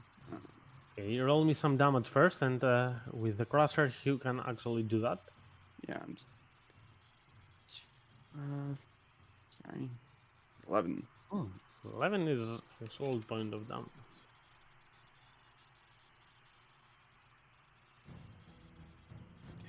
Alright. And, he's gonna action surge and take this barrel this barrel right here. He's just gonna drop it on him. Oh, that's very cool actually. And it's not a very big drop because Yeah. it's not that high up on the ground, but it's actually a clever trick that he will not be anticipating. So I will give him a disadvantage on the dexterity saving throw for it. And 14, he will manage to make it, suffering only half points of damage, but that will be 11, which means he will suffer 5 points of bludgeoning damage as the barrel drop, and he spots it at the last moment, attempting with some of his magic to throw it away, but he will not be able to. Ends my turn. Okay. And it will be his turn, being smiling for a moment under his cape, as he will go right next to you. And let's see what I'll be doing. Okay, first, you know what? From where I am, I will attempt to do this. I'll shoot some magic missiles, which means that's 12 damage on you. Alrighty. 12 damage. And he will wield his sword once more as he goes right next to you and is prepared for your next strike. Ogvar, your turn. Doing the best, but he'll do another maul attack. Strikes. Did he move outside of 5 feet to cast magic missile? He was It forced doesn't by... matter, it's automatic. Yeah. It- First doesn't matter, then it was Crusher feet that made him go further away. It was the what feet? Crusher. Crusher Ogvar feet. is a Crusher. Link it to us so that others can see it as well. yeah. And roll the damage for them all once more. I do one thing at a time. Sorry.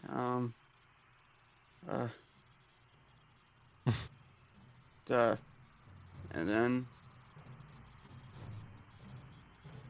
bam, and I'm going to juice it up with some psionic power. So 18 points. He's actually bloodied Not now. gonna die. That's a very strong strike. Which Did will he be for some more. So did he only fire off a single magic missile? 3 for 12 points of damage. Okay. You just multiply that. Okay. Yep. Bonus action. I don't know. Bonus action. He's just gonna get up all in his grill and move back and forth with his 30 feet. All right. And as you are intimidating him with your presence, he will use a second level spell slot to go away with a Misty Step. As he will appear on the other side, and as he goes closer to the edge of the arena, he will use his action for a firebolt against you. Does a 16 hit you? 16 is my armor class, so yes, right? That means 3 fire damage is the amount of damage you will suffer from the bolt that's come for him, as he is grasping his sword and preparing himself to go for a final blow against you. But before that, it's your turn to act.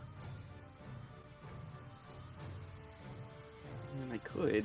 Yeah, he's all range. I don't want to deal with that. Yeah. Super creative, but he's just gonna run up. I'm like, yeah. Ogvar is very straightforward. And he's gonna try and smack him in the head with his maul, as per usual. So, Always work.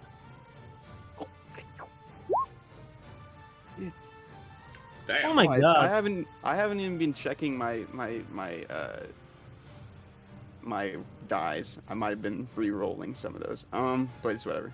So No, you don't need to reroll. That's a 15.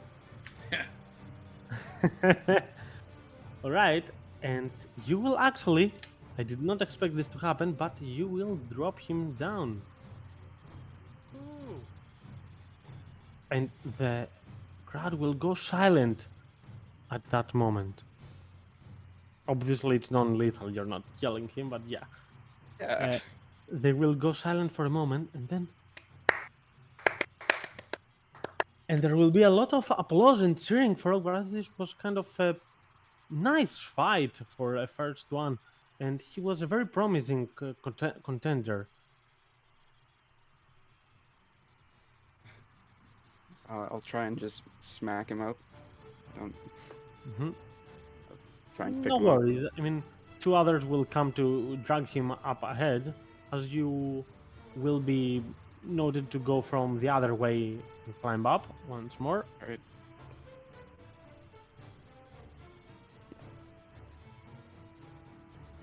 And the bandit captain will make a nod towards you. Come closer to him. Hello. So it's your first match here, and it would normally not be that much. But it was quite a surprising outcome, so here you go. And he will give you 13 gold pieces. Ooh. Thank you. That's a bit.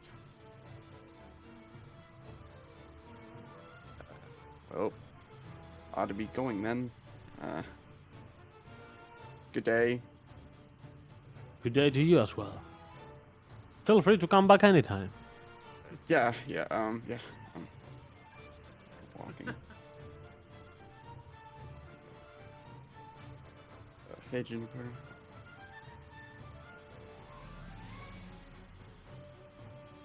All right. After seeing all that transpire and he kind of goes and starts leaving, I will start leaving myself. As I pass by here, I've been carrying my 2 whiskeys the whole time that I got from the bar. Jeez. As I pass by, I'm going to set one of the whiskeys down in front of Jinx. She will smile at your location, and she will say something actually. She'll say, I heard you are going away from this town. What a shame. Oh, don't worry. Pretty boy back there, got some more work to do with him, so I'll be back. Well, you better be.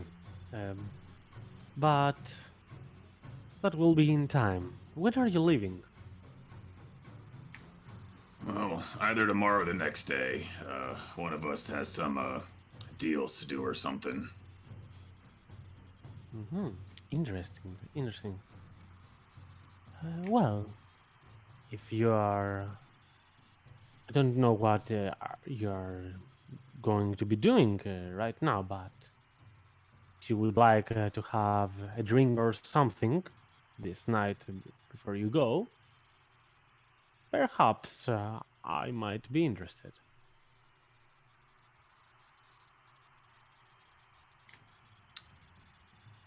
You know what? There's nothing saying I gotta leave right now. I'm just going to go down here real quick. Mm-hmm. Hey. Good show, big guy. How'd you feel? Kind of hurt a lot. He's got fancy magic. Oh, yeah, fought someone like that before. We fought that little goblin, but that's a bit different. Exactly. And now you have. And now you've learned. I just slapped him on the shoulder again. But good stuff. I knew you were holding back. Now you've learned. You take the good, you take the bad. You take Take the the rest, ugly. and what do you have? Facts of life. I'm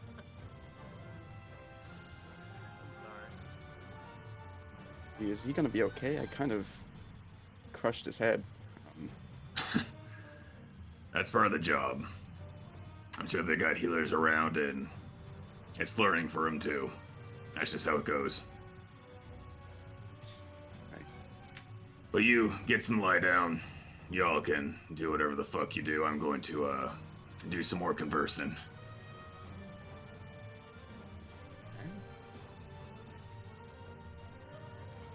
Well, I'm ready to not be looked at anymore, if everyone's okay with that.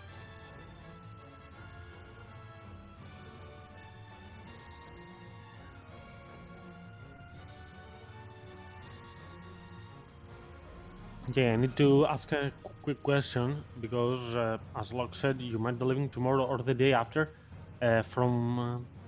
Which are the circumstances of you leaving tomorrow or not tomorrow? What are your plans? I believe I believe Locke is waiting for Shard to get the guy to join the caravan. So we'll probably be leaving in the morning because the guy will be meeting us at Iron Haven. Which Okay. is where we'll- Also that's- giving time for Bob, or whatever. yeah. Yeah, well, don't really mind about Bob. He will be easily finding you. He has some weird powers for that, actually. If I remember correctly, plane shift. If you speak a creature's name, you appear next to them. Well, that's that up to DMs. You could appear close to a location to eat, perhaps. Usually it works for locations, not for creatures. But I mean, he had his way of finding all those victims. You're not hiding yourselves and you're merchants. I doubt he would have any troubles fighting you. He can plane shift directly to Iron Haven, for example, and seek you there.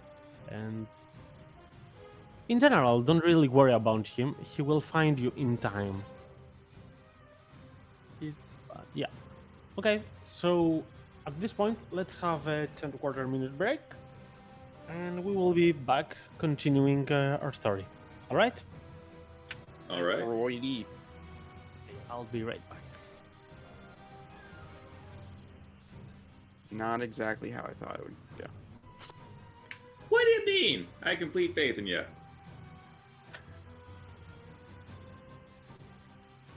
That was a Saw that pretty good magic fight. guy. You know.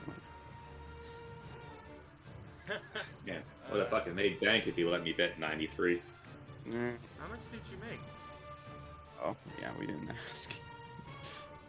It's a entry match, so it's not that much, I don't think. Oh, yeah, he just got like, you know, proceeds for being the show. I haven't gone down to see what I got yet. Yeah, damn. I could have been like smushing this guy looking at the rolls I did. That 11 could have easily been like a 17. Oh, and no, what I was trying to clarify there is I was seeing if he had to move more than 5 feet away from me to cast magic missile, because that would have triggered a reaction, right? That's true. I didn't even think of that. Yeah. It's Yeah. whatever. Unfortunately for a lot of people, magic missile does not actually require an attack roll; it just auto hits. Which is Honestly, though, like, Oglar probably would have saved the reaction in case he hit him again. No, yeah. But no, you still ended it with fucking 20 points of damage, so too easy. Oh, I love it. Is Juniper muted? Cat. No. She just hasn't said anything. She's just stunned. What?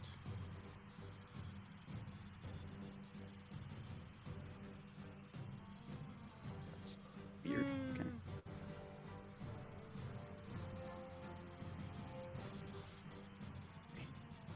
I've just been like taking meticulous notes this entire time. Or like meticulously altering like the caravan sheet and my journal sheet. Adrenaline's up, man. Yours or your characters? I'm for real. I was sweating. Like I don't know. I don't like eyes being on me. No, you don't fucking understand. When I was doing my, you know, fucking title thing, I was fucking sweating at the pits. Yeah, but you're doing all this cool shit and like flavoring it all.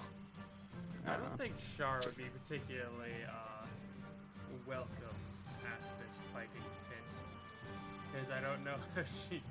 I don't think anyone would be happy about. Oh, hey, cool, thank you. Magic Man, was it loud?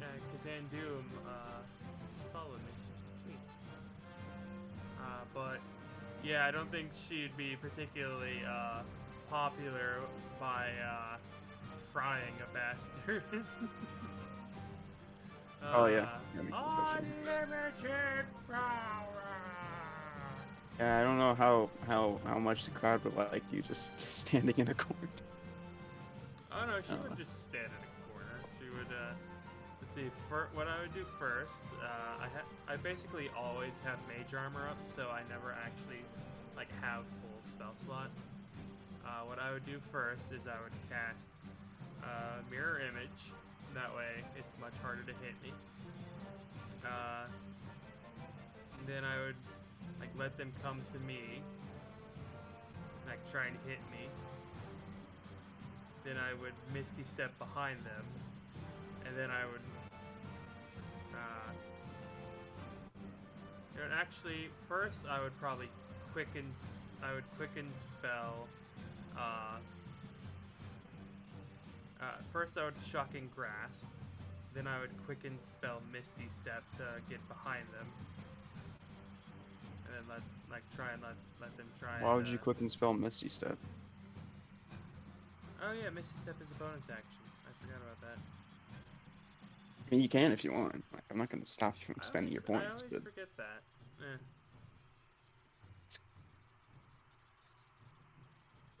I forget where I was going with this. I mean, that's me.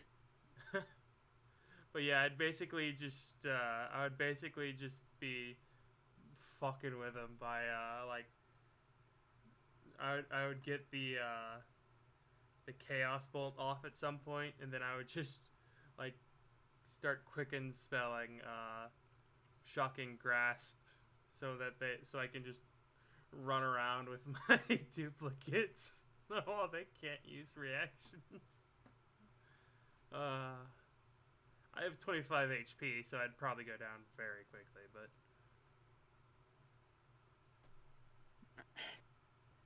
Why is Armor is so expensive. Oh no. Because D&D is stupid.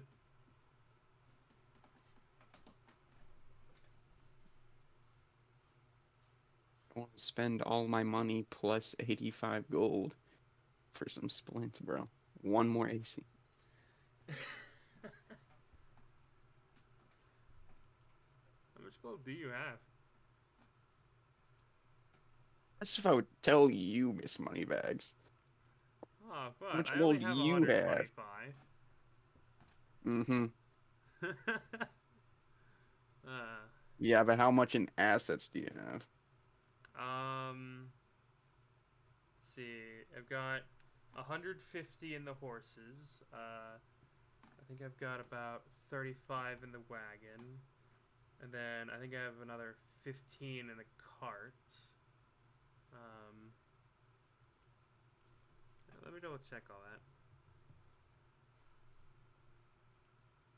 Pretty weird how a living, breathing horse is a bit more than some armor. Let's see. Yeah, the draft horses are 50 gold each, so that's 150.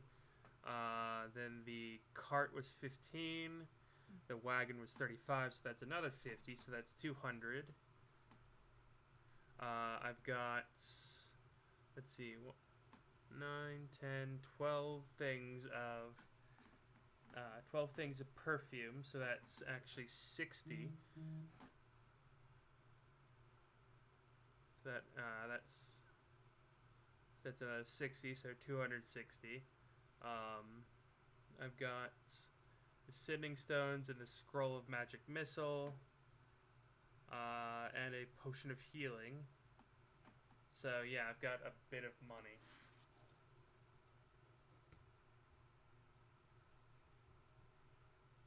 Got this really cool rock. Blows. I made this character to do something. God damn it, I'm gonna do it.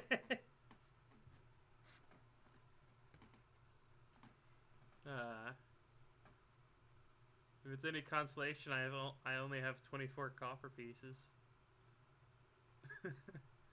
Oh yeah, and the silver daggers. Those are like, I think like a silvered weapon is like the cost of the weapon plus 100 gold. What? Is that real? Yeah, if you look up weapons, like the cost to get a weapon silvered is 100 gold. Dude, buy me some splint, bro. I'm kidding. I don't need one more AC. I'll just save up her plates.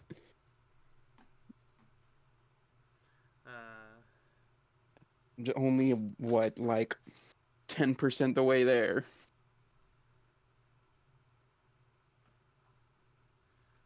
Plate, you're probably not even... 1,500. How much gold do you have? I have 121 gold and 1 silver. You're literally not even a tenth of the way to plate mail.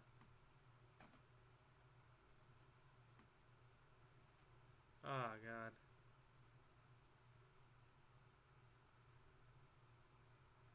I think if I liquefied all my assets, I might be halfway to plate mail.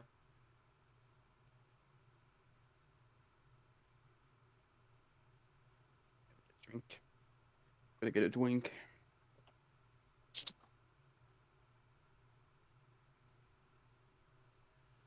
Let's see.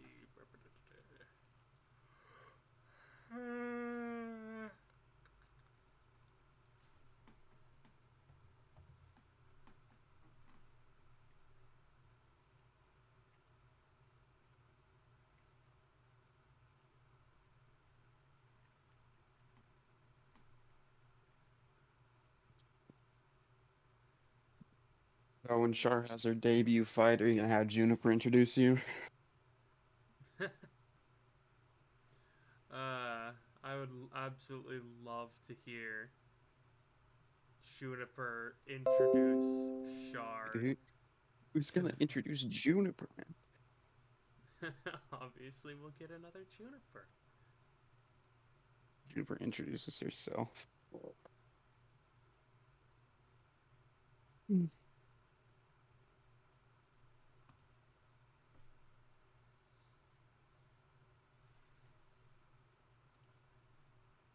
Sheesh. It's weird how silvering a dagger costs as much as silvering a straight sword, but I think it's not just for the silver. It's mostly for like the time and effort required. It's parts and labor, basically. yeah, that would be more time and labor for a straight sword, I would think. I think it might just be like slightly, I don't know, easier because what I imagine is like they just kind of pour the silver on and then sharpen it. Maybe I don't know. I don't know how the process works. Well, sharpen it. If you're plating it with silver, sharpening it would just take the silver off.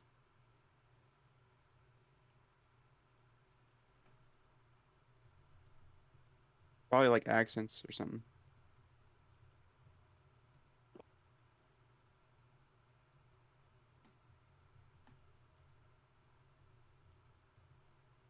Silvered weapons pass through, what is it? Magic resistance, right? Or No. non-magic, whatever. It's for things like certain types of undead, werewolves. There's things like golems, like flesh golems, are immune to non-magical weapons that do not come from adamantine. Werewolves are immune to weapons that are non-magical and non-silvered.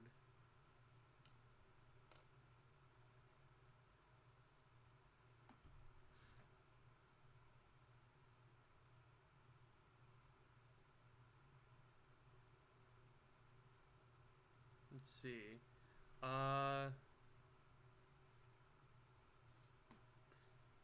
Let's see. Night hags, bone devils, Aranese, imps, pit fiends, spine devils, whites, all the were creatures. Like they're all affected by silver. Even wear mules? I don't know if that's a thing.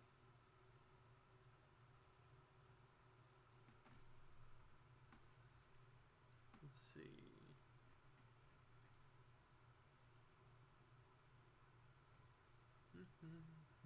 Could be.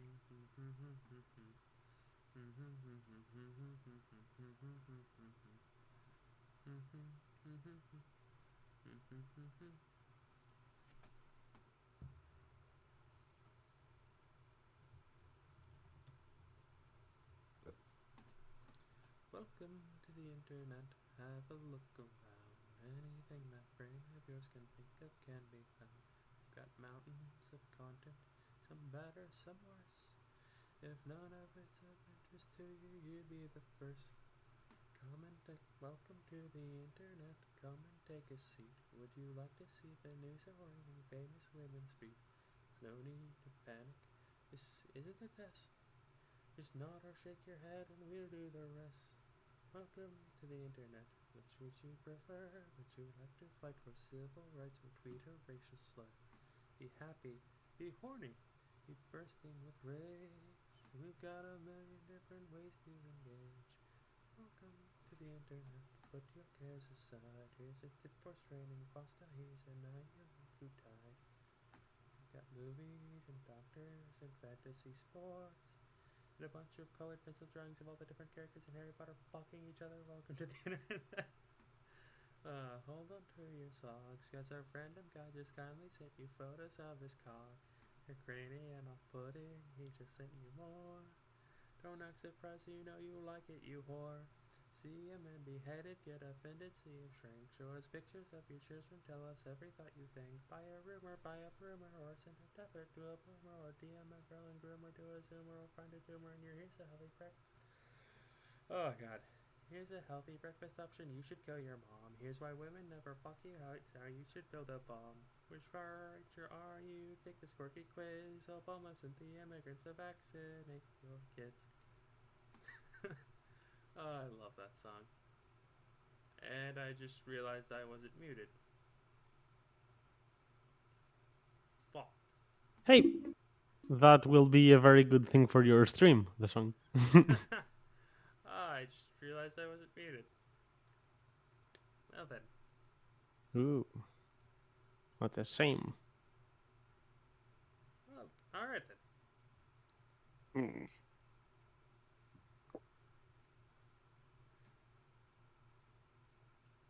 Hmm.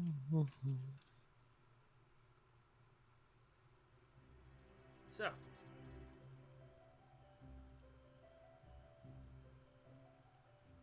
Let us continue. Are we all here? Uh, Lock, cat? uh, I guess not. Yeah, let's give a moment. Aha! Hey, Sorry, I was getting tacos because that's my midnight snack of choice. it's the snack of choice in general. I like tacos. Cat, are you with us? Yep, I'm here. Sorry. Hey. Okay, so after all those things that have happened at the tavern, each one of you is going to be taking your separate roads for the night as you're ready to say goodbye to this town. Locke doesn't, it's not 100% certain yet, but you are supposed to be leaving tomorrow. But yeah, so first of all, Jinx will be happy to have Locke at his table, and will enjoy some chit chat here and there. So she would perhaps ask you first of all things, why are you going to Iron Heaven?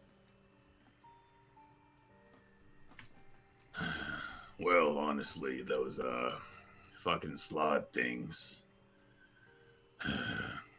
Let's just say one's still accounted for. Doesn't seem to be around here, but who knows what the fuck it's doing. And we have at least one lead as to someone who might be able to help us with that over there. You are indeed as interesting as I thought. So you have even though you are brawling inside the rings, you have the soul of an adventurer. You're looking for adventures outside the four corners of the pit, aren't you? Well, there was a time where, as a house fighter like here, this is all my life was for a couple years. But, that kind of, ended at one point. And I was kind of, forced to be free to find something else to do. And, I kind of realized something in that is that, there's only so much learning you can do at one school. I hadn't been out of that town my whole life. And had to be more things, She will make something like a smile, but more of like a condescending smile, as she seems to be trying to understand you. And she will use her hand to grab your hand. Will say, "You've had your fair share of trouble in the past, haven't you?" Well, who hasn't? Well, everyone has their troubles, but I can see it in your eyes.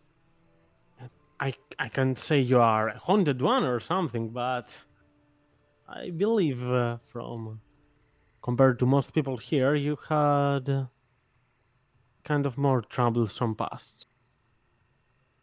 Was it due to this? And she points at your more orchis features.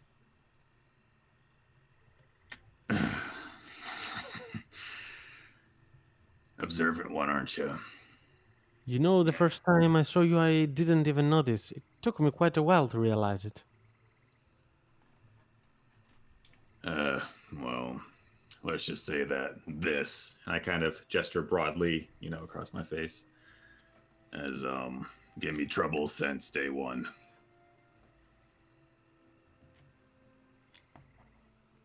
I see. It must be tough living in a body that you did not choose, and having to suffer some consequences due to other people being ignorant.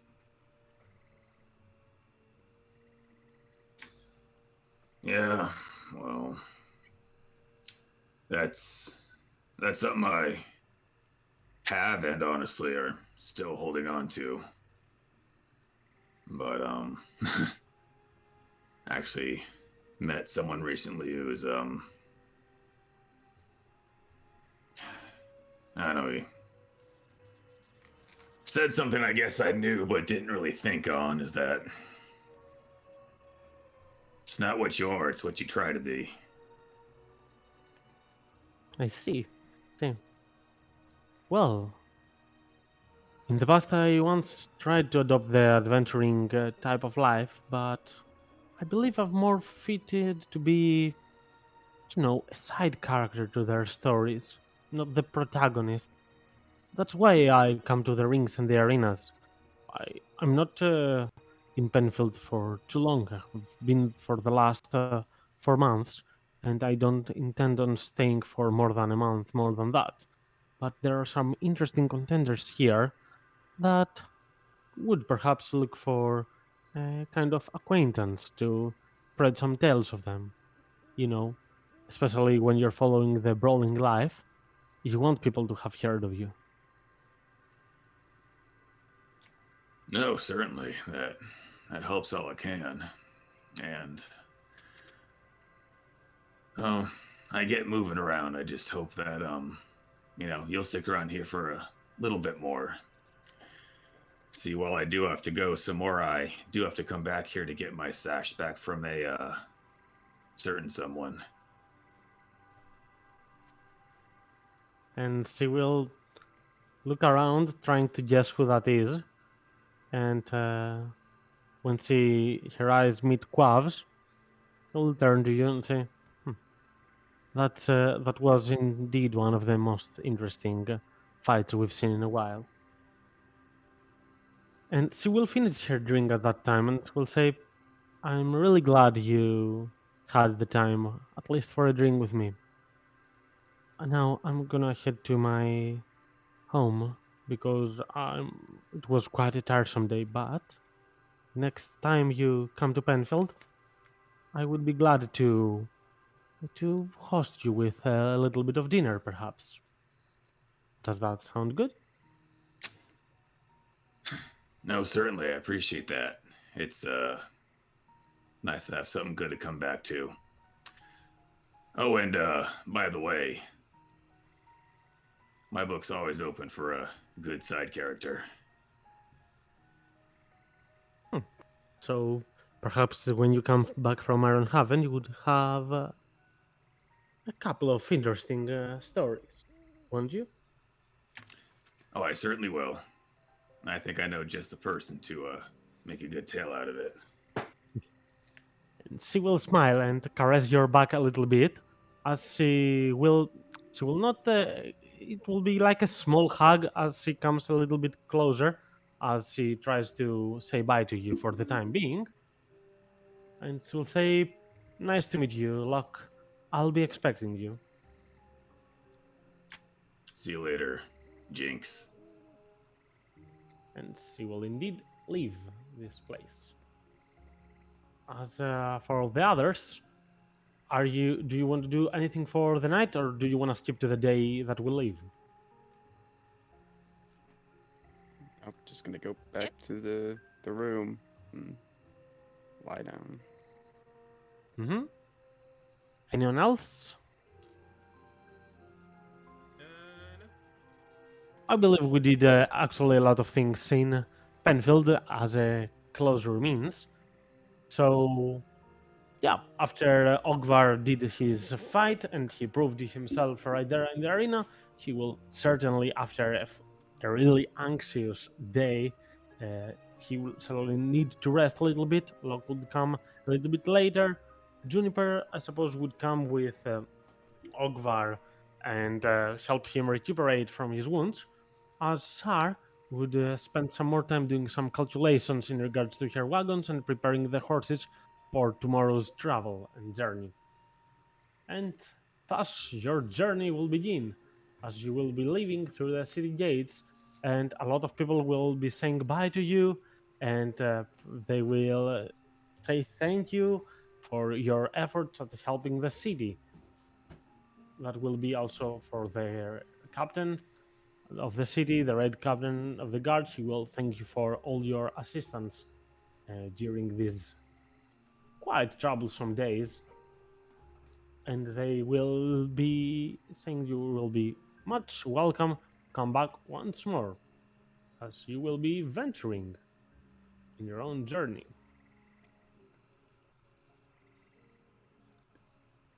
So I did not put you in any locations for the wagons and carts, and I'll be sure to make some cooler wagons by next time. But for the time being, we will use these assets from Roll20. It should be fine. This is the wagon. This is the cart, of course. Feel free to spread as you might wish to. So, I did notice checking some stuff that nobody has proficiency in land vehicles, right? Yeah. No one's got their license. Okay, So it's common it's to not know. about license. It will be quite troublesome. It's not like you are not able to travel with the wagons and the carts, but you will not be really able to take advantage of it and save time traveling with it. Though you will save enough energy since they are carrying so much stuff that you wouldn't be able, even though you do have powerful build. All you can carry is your emotional baggage, nothing more Yep. than that, as we said earlier. Kind of weighty. But yeah, as you will start your journey, as I did say earlier, it's around an estimate of 100 miles. You will walk through some grasslands, some small forests, not anything big, but there are travel routes used by a lot of merchants, and you will go from there because if you did go from there, you wouldn't be that safe from bandits and other stuff. Though Anerith is quite of a calm kingdom in regards to thieves, it's not like they are non-existent. During your first day, close to the it's afternoon, closer to evening, let's say, the sun is getting lower right now. You will notice a dead black bear at the edge of the forest. Juniper would, as she would be not just driving any of these horses and would be a bit more carefree, she would notice this and gasp for a moment as she noticed the dead animal laying down behind a tree. Uh, Akvar, do you see that bear? That animal? Yeah. Pretty cool.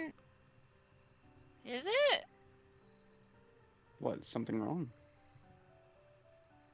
I don't know. Should we go check it out? I don't want to get attacked by it. I think it's dead. Oh, really? You can tell that from me? Okay. Oh, if you're worried about it, I guess we can check it out. I think we should. All right. Or I'll hop out of the wagon. Wait, have we had a full rest?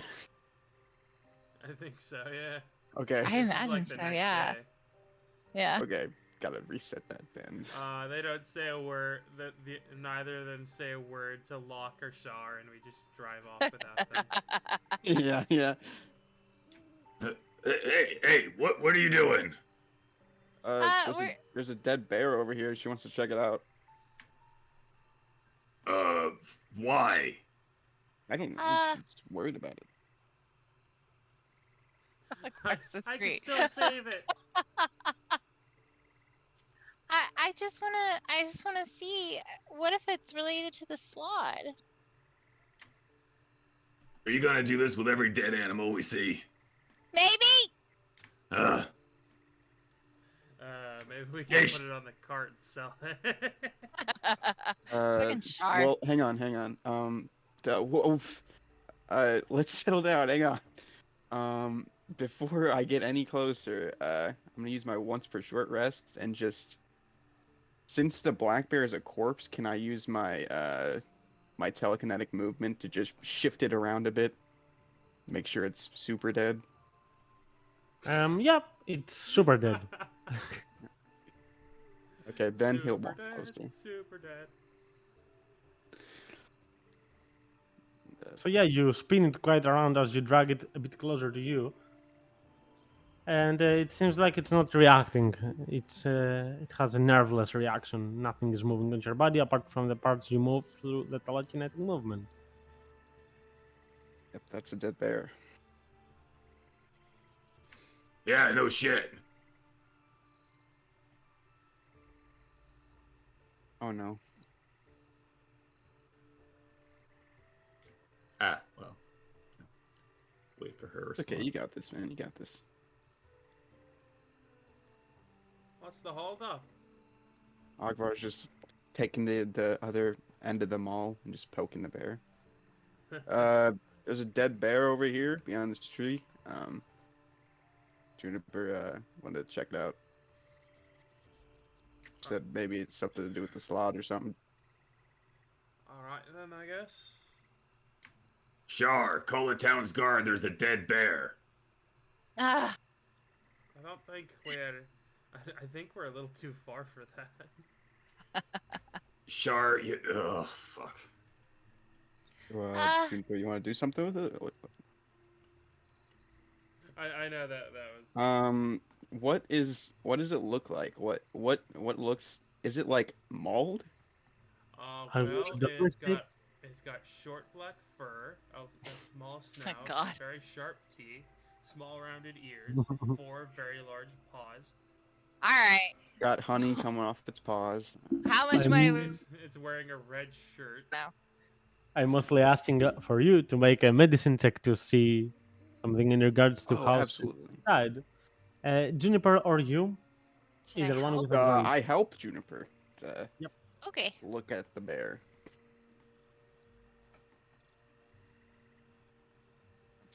That's a bear. Oh, You have damn. advantage because of Ogvar, so feel free to reroll once.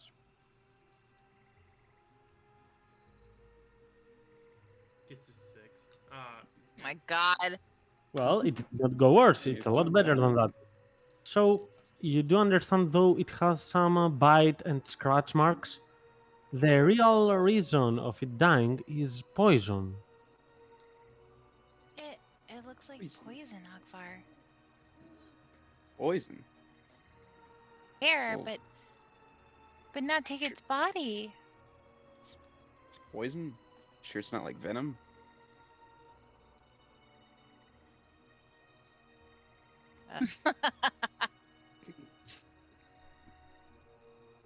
Man, that's a distinct difference. I mean, venom, It it's probably looks, a creature. let me add, it looks like a feline predator did attack it, mostly. I don't know. A flying poisonous monster. Feline, right? Feline, Just- yeah. I thought Yep. you said flying. Okay, I'm sorry. No, not flying. I got in a fight with something, but it just doesn't look familiar. I apologize. Your accent kind of gets to me sometimes. It's looking through my wealth of knowledge, do I remember anything about a feline venomous creature? Alright, I'm gonna set up a pretty high DC, but Yeah. roll me a nature check. You got it. Boom, baby. There you go. Alright. So, Smart boy. even though you Yeah. do not remember its name, you seem to kind of remember of a species. It's not actually a beast, it's a monstrosity. But you have heard about a feline predator that resembles like something like a tiger, a leopard, or something like that, that has a very strong poison that it uses, as it does is a cross species in a way with snakes. Oh yeah, that's It uses exactly poison what I thought. snakes. Right. Yeah, we should probably just keep fucking moving. I would say. Mm. Roll me a perception check, Ogvar. All right. Well, That was great. right. Accurate for the moment. And all of you roll me some initiatives.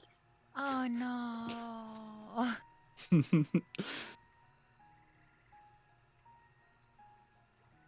I'm rolling good on initiative. Jesus. This is just unnecessary. I think it's the first time I rolled above a 10 for initiative. So, Oh god damn it. thankfully, Nice. I rolled even lower, which means even though you cannot see it because it's hidden, you will not be surprised as you will regain your actions because it's at initiative 10. So, you will see this first predator coming right out Oh of my the wood. God. It Oh my seemed to God. be hiding quite pretty well, as it looks exactly like the thing that Ogvar did try to describe, but he was not sure about what it was. And you see it right in front of you.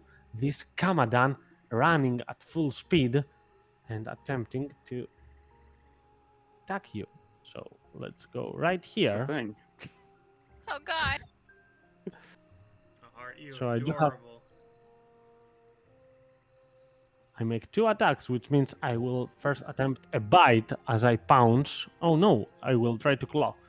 I run in a straight line, so I will attempt to claw Ogvar, but I will not Nice. make it, which means I will not be able to bite him as a bonus. That's a good thing. But the snakes will attempt attack at Juniper, Oh god. and this will be hurting quite a lot actually. Juniper, make me a Constitution saving throw. You got a great constitution, right? Sorry, it was con saving throw? Yeah, Yeah. a con save. Nope, I don't. Ooh. Not at all. Oh, Oh god. right. Let's see the damage. This is the best idea. So you will suffer 21 points of poison plus 5 piercing as the bite from the snakes Oh my will come god. after you, and as they strike at 2 different spots of your body simultaneously, you will feel the poison rushing through your body and burning you. And immediately after that, it's your turn to act, Juniper. Fudge. Ooh, this thing is that's a one hell of a poison attack. Yes, it is. I mean, this attack is mostly the reason of its CR. But yeah, Juniper, your turn to act after having stricken with quite a very strong blow. I'm trying to think. Hold on.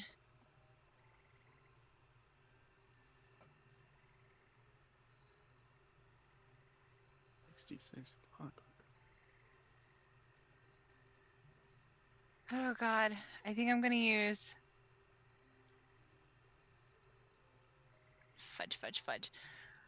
I think I'm gonna use Thorn Whip, and then as a bonus action use Healing Word. Mm-hmm. Give me some rolls. Oh, this is a chimera.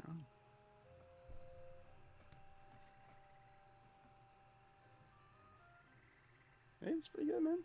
That's an efficient Oh, healing it's word. second level.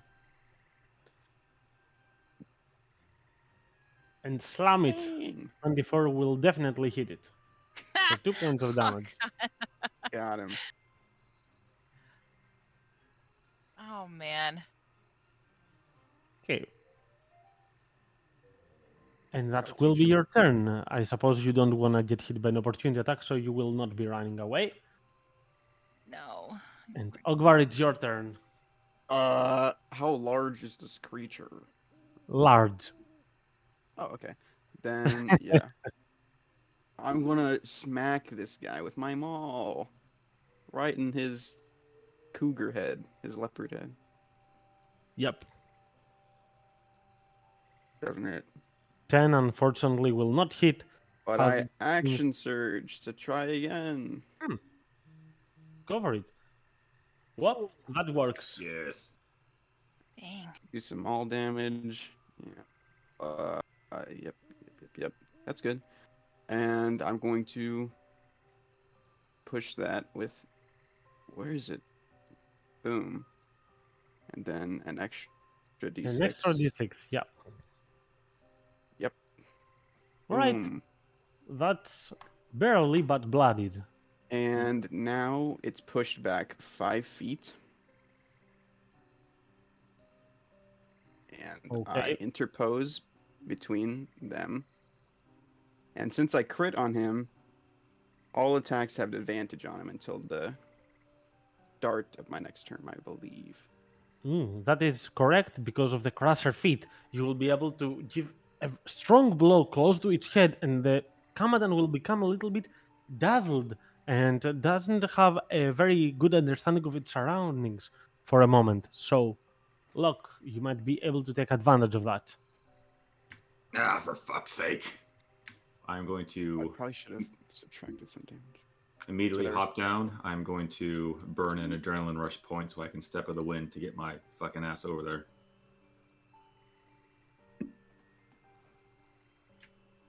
All right, so so 80. So I'm just gonna wheel around it, and then I will give a strike. And you said at advantage, Ogvar? All of them are at advantage. Yep. All right.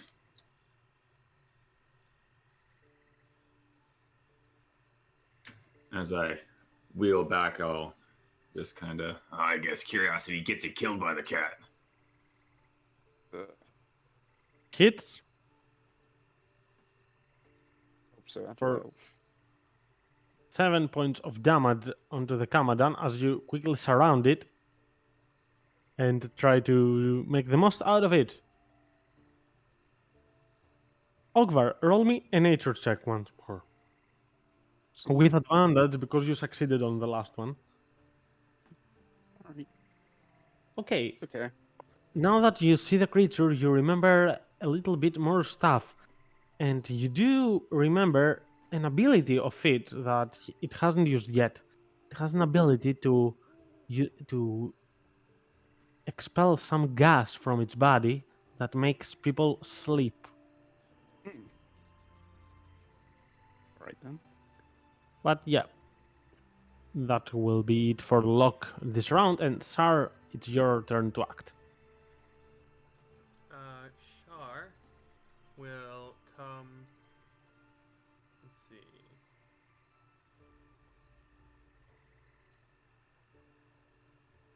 You know what? Sar, roll me an animal handling check. Alright. I kind of just left it worse than July.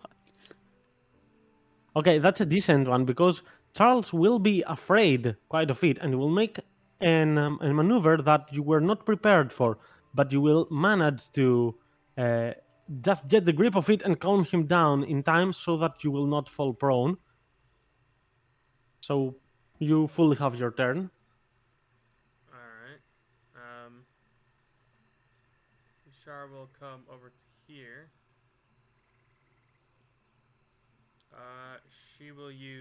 She will quicken spell. Mirror image. Mm-hmm. And then I will distance spell shocking grasp. Okay, It's advantage.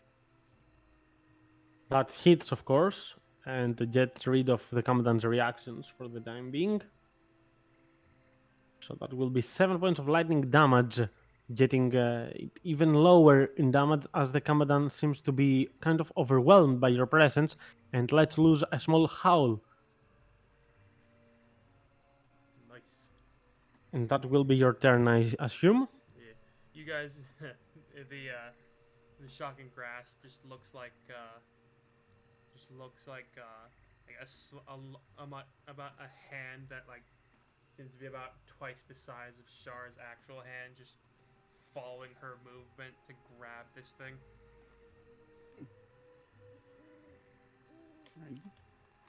It will be this Commandant's turn once more. That will attempt to bite at Locke this time that came to surround him.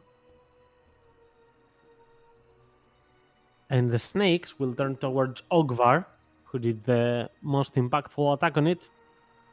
So I will miss this time, which means that Ogvar should be safe for the time being.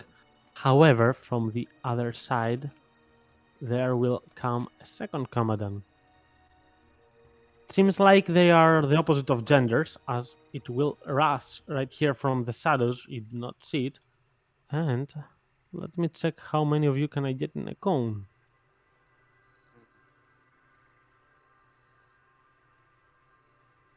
I think Okay, I'm I can't. just out of range.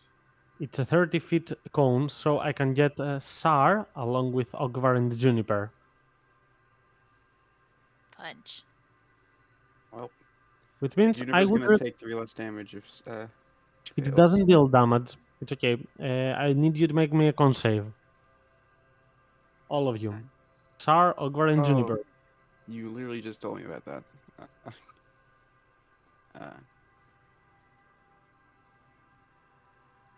You said Ogvar too as well, right? Yes, that's correct. Juniper and Sar seem to be fine. Ogvar as well. So nobody will be falling asleep.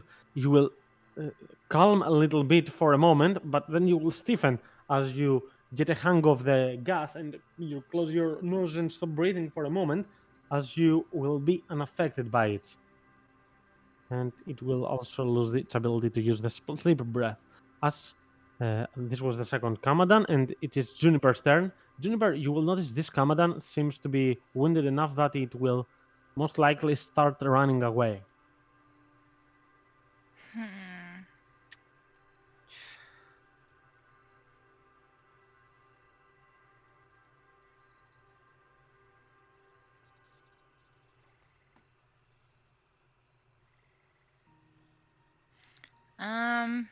I think.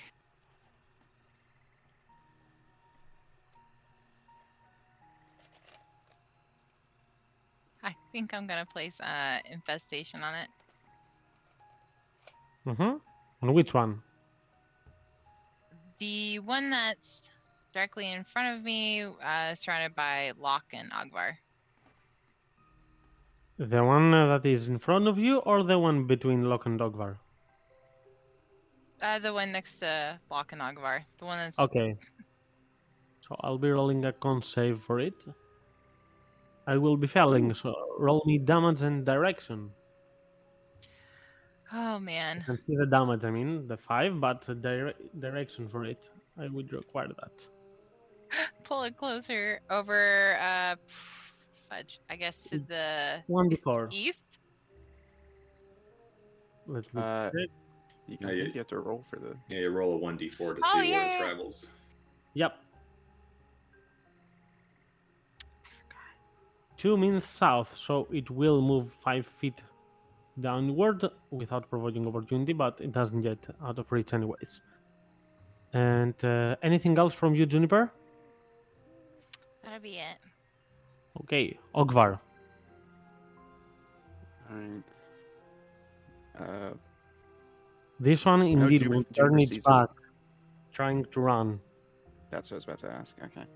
So Mhm. seeing that it is not as confident anymore, Ogvar will see the other one and start to assail it.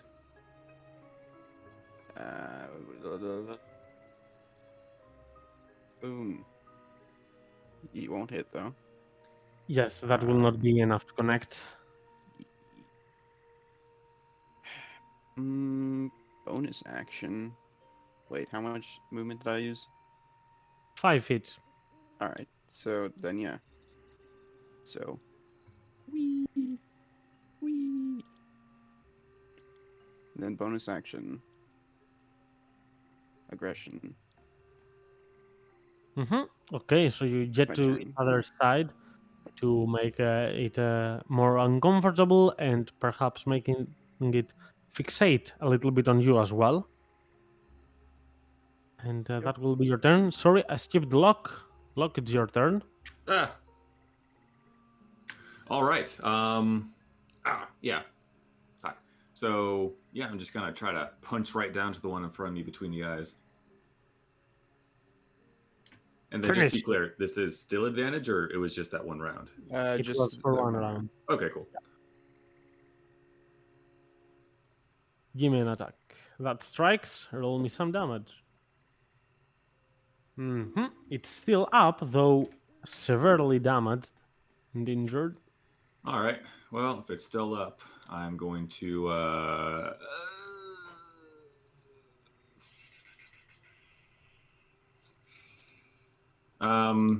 Yeah, fuck it.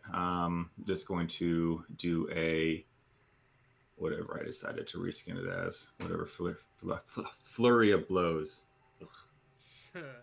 Shar will request that you do not kill it.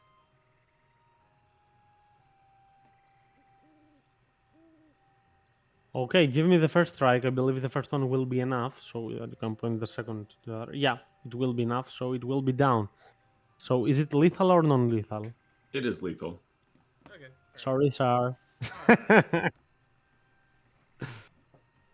And you And- can direct the third strike to the other one if you wish Yeah, to. I was gonna say. So I will then wheel around and then do just that. Give me the damage of it. For another 4 points of damage.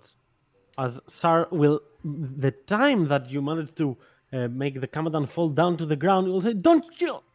And she will be like, "Too late." A little bit too late, as it is her turn to play. One quick second. I. It will.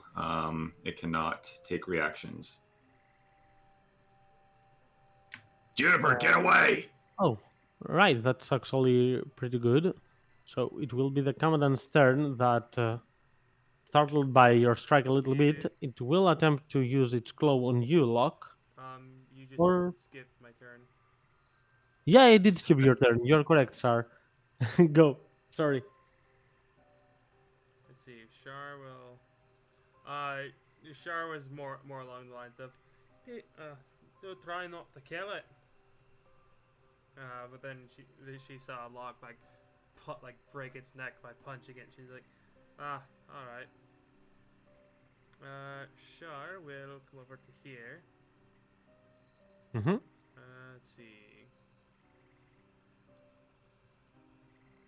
Oh, I only have one sorcery point left, so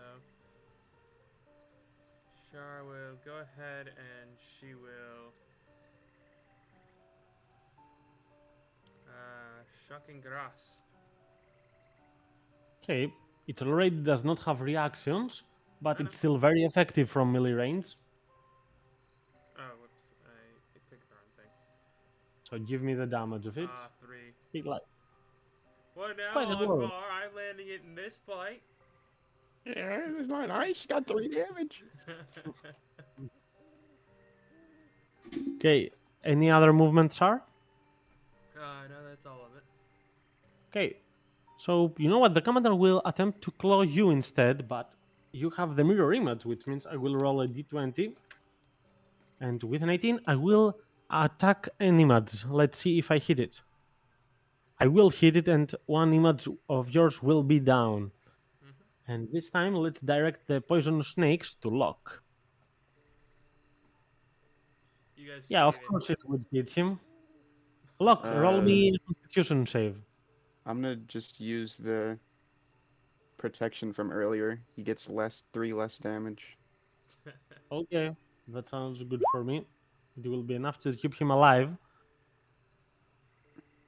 All right, so that was 27 minus what? Minus 3. All right. So it's 24. Ah, good. You know what? You know how much I have left? 1. Closest to 0 you can get without actually being there. That last HP is the most important. It actually is. We all do know that. And Juniper, it's your turn to act. With Locke having been stricken by the venomous bites of the Kamadan, and Ogvar using a little bit of his power to protect him once more, and he barely stands up, though he has this tough look that he always does, ready to strike back at it.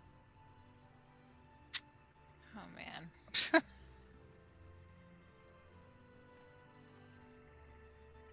that serious so fast? Wait. Oh yeah, that's a bite. Never mind. Disregard. Mm-hmm. Oh man. God,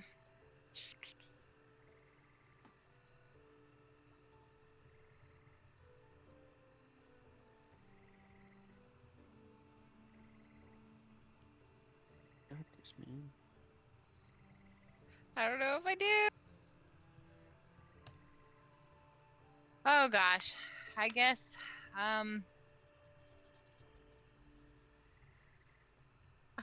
she's gonna back up. And she's also gonna cast healing word for Mr. Locke.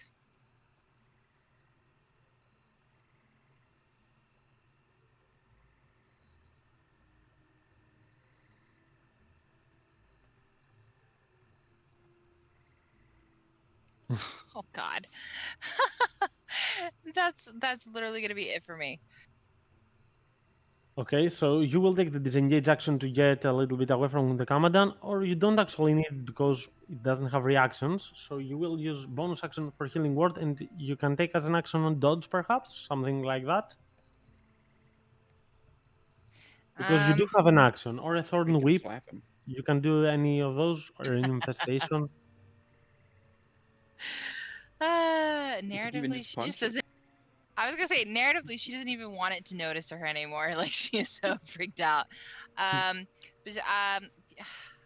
I'll just go with chill touch then. Okay, so that sounds good.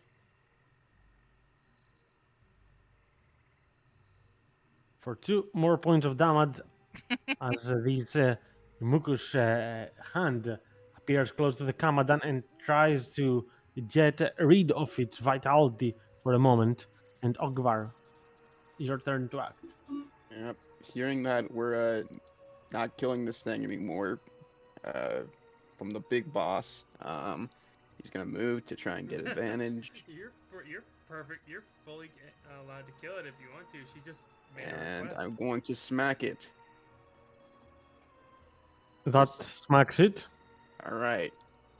14 points of smacking damage. Feel free to Uh, change the bludgeoning part to smacking. I Yeah. approve of that, if you wish to. But yeah, you can also make it go 5 feet further away from you. Oh Or knock it no, I wanted to right. stay where it is. Okay, if that works, it works. So yeah, Ogvar will immediately take advantage of it turning its snakes towards Locke and its face towards there. So having lost a track of him, pow! He will strike at its main body, making it growl with pain. And Locke, it's your turn once more. All right. After having just kind of been shunted back, having these snakes tear at my flesh, and then just feeling this poison course through me, and after feeling a little bit better from Juniper, I'm just kind of try to take the stance and go on all in again.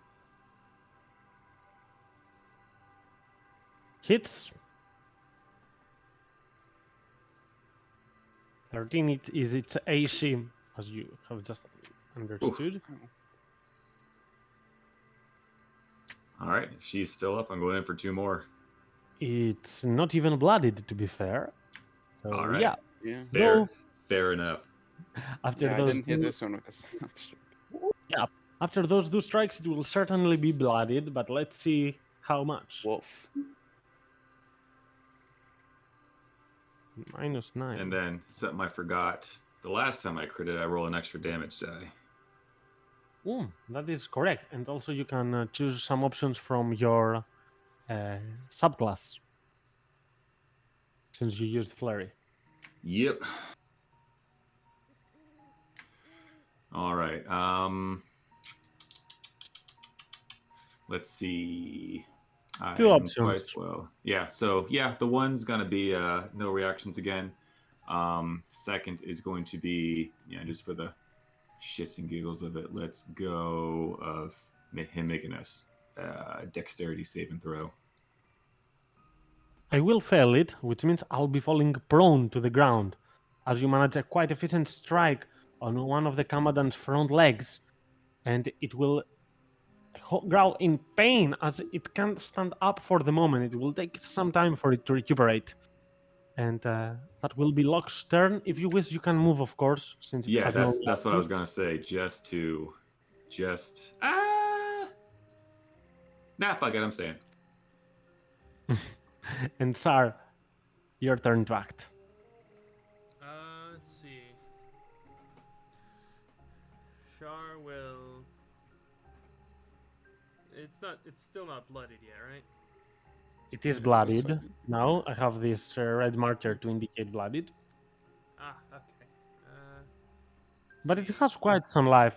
Don't worry that much about it. Let's see.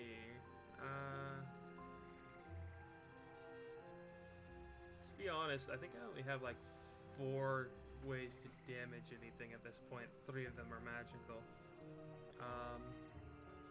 Don't worry about bringing it to 0. You won't be able to bring it in one Oh hit. yeah, no, definitely. Yeah. Shar will go ahead and. Well, it's seeming to work so far. So.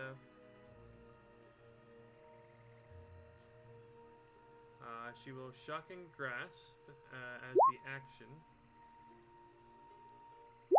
That hits, of course. 22 is more than enough. Jesus. Yep, And that's the then same. as a. Oh, I'm sorry. Go ahead. No, I said that's the same for the 1 point of roll, but still you will grasp one of the snakes, caring not to be bitten, and you will make it soaked with lightning, and it will fall down, hanging. And as a bonus, As a bonus action, I will. Let's see. Hang on. Where is it? Let's see. I will take a second. I will get one of my first level spell slots, and turn it into a sorcery point. okay, that seems fine. Kamadan, this time, let's see what we'll be doing. I will attempt to bite Ogvar. That will Yeah. strike him for 8 piercing. Yeah. And this time the snakes will go towards Sar.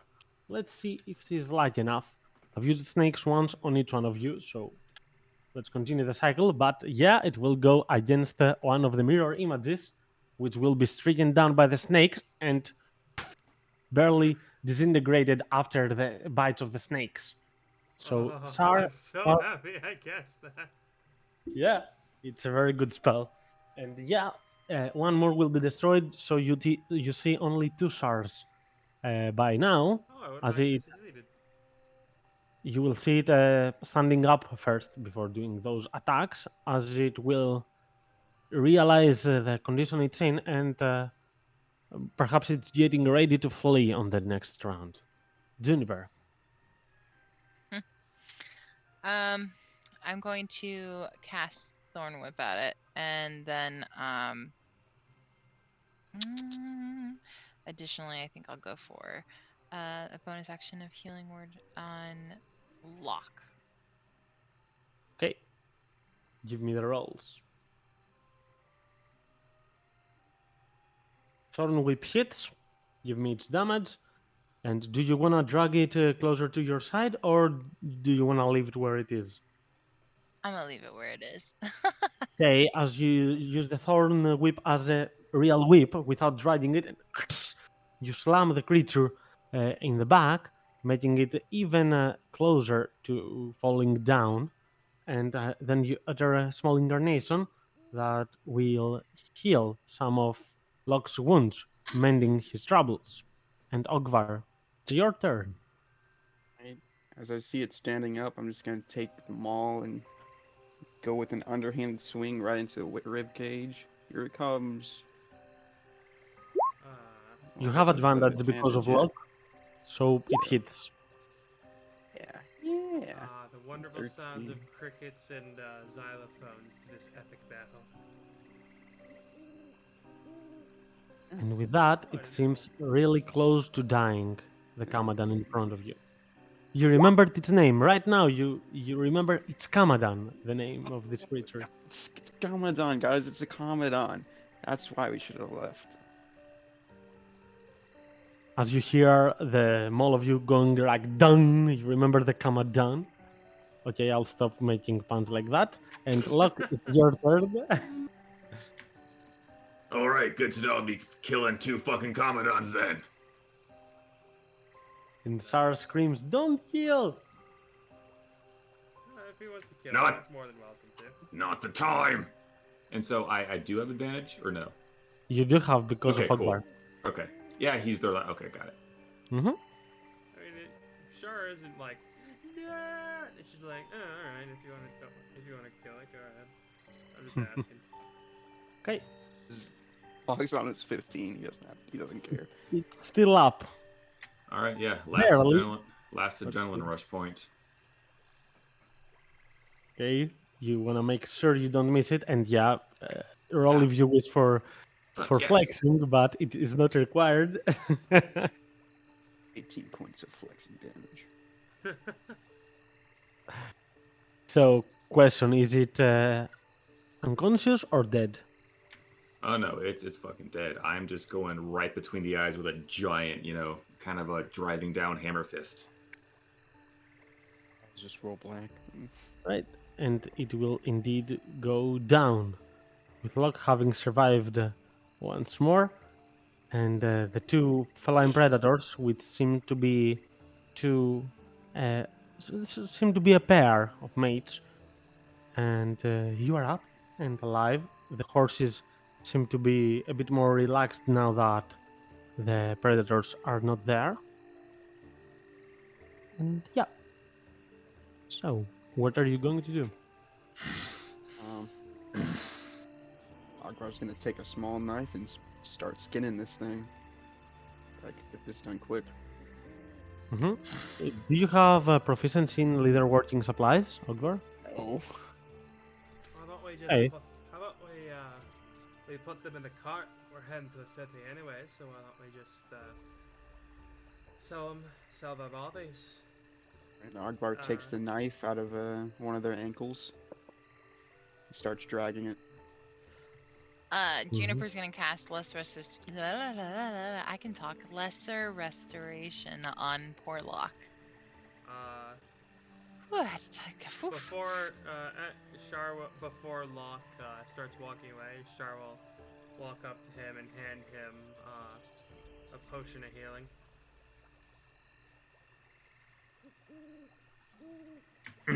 Yeah, thanks. I don't All really right. know. I don't really know what cosmic force you seem to have pissed off, but you never seem to come after these things particularly unscathed. That's what I've been saying, Shar. Well, it doesn't help. I travel a bunch of knuckleheads who fall into a predator's trap. How is this a trap? It was just a dead bear. You ever hear about people leaving dead shit for others to come? People, not other Has animals. Ogbar heard that? Ah, for fuck's sake.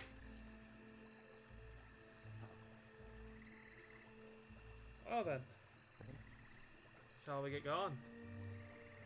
I guess Yeah, so. I'm dragging these 2 to the carts, man. We Mhm. can only probably fit like 1 in a cart, right? I mean, the horses can carry like let's see, depending on how much you guys weigh, the horses can I believe I'm drag probably about walking. another. I'm sorry. I'm probably walking because I can't. I don't think we can fit like just the size of it. I don't know. Well, the token is actually what the area that it controls, but other than that, a Kamadan is closer to a size to a lion. It's big, of course. It's not small, but it's long. You can fit it. I'm okay with that. I'm checking the weight of a lion right now. A male weighs 190 kg and female. Okay, let me convert it to pounds. So 320 pounds they are together. 320 kilos I to appre- pounds, let's I see. appreciate that, DM. So it's 700 pounds if Oh, you yeah, want the- both of them. I can Oh, yeah, push, the, drag, and lift 1,080 pounds. So I'm just gonna throw them both over my shoulder and just. Oh you know, my walk god, over. you have the Damn! same carry weight as each horse. I Oh my love that. god! Well, Wait, he how will tall be is heavily Akbar? encumbered. Oh, I love it. Like the horses have a pull weight of 1,080. I mean, it's the same thing. Powerful build makes you count as a large creature, Yeah. and they probably have the same strength. Yeah, 18, both of them. So Damn, it's the Monk, you same better pick thing. up some books. I have a I play in a Rime of the Frost Maiden game with someone. They made a build where they have 20 strength. They have the powerful build ability. They have the UA feat that's basically just powerful build, and then they're Yeah. level 6 totem barbarian. That's amazing. We It's do have that nasty. feat in Eorial as well. If you see the PDF, we have all those build ability skill proficiency Ooh. feat, like the Well, Brony. they wouldn't stack though, would it? Yeah, they do. Well, Nice. it's up to the DM, of course, but Yeah. yeah, I would probably not allow all three of them to stack, but up to two, might- it's weird and funny, but I would perhaps allow it. If someone Yeah. makes the effort to go for all of it, why not? And then I mean, I'm a fighter. I might pick up that what is it called? Brony. Brawny feat. And You then know, I just to have, get oh, sorry. God. I was gonna say I have a wizard in that game, so I'll just enlarge them for shits and giggles. What's the size above large? Is it? Large, huge, gargantuan. Alright, so I'd have the carry weight of a huge creature. Oh my gosh. That's Alright, then. nasty. Yep, okay, well. Just tosses them into the back and tries to squeeze in between them. Do we want the bear too? I can go grab that. That's probably I'm not nearly fresh enough. Yeah, it's not, to be fair. If it was very fresh, they would eat it for sure. Agvar doesn't know what people would pay.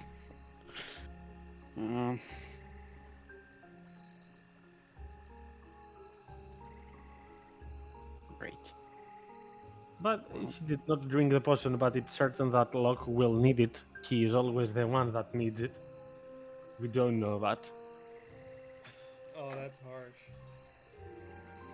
Yeah, it's true. So, Well, yeah. time to get back on the road, I guess. The fuck do we have these things for? I don't know. They're pretty big. They look pretty cool. Probably someone's gonna like that. Maybe they'll give us some coin for it. Oh, whoopty shit.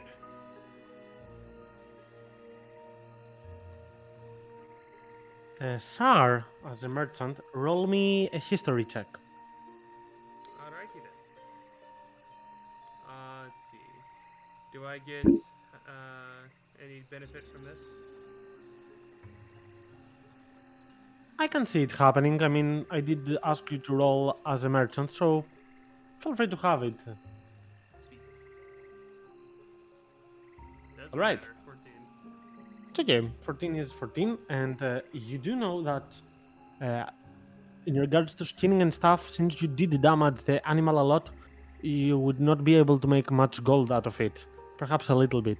However, the poison effect that it had, it's possible that someone who is good with poisoner's kits could be able to extract it, and even though it might be potent, it might not be, you're not sure how it will be, it certainly would give you a hefty amount of gold if you manage to find a poisoner.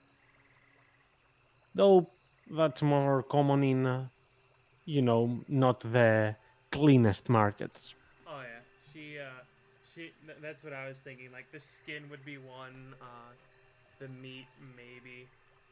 But the big sellers would be the gland in the mouth that produces the gas and the poison from like the 50 snakes that they have.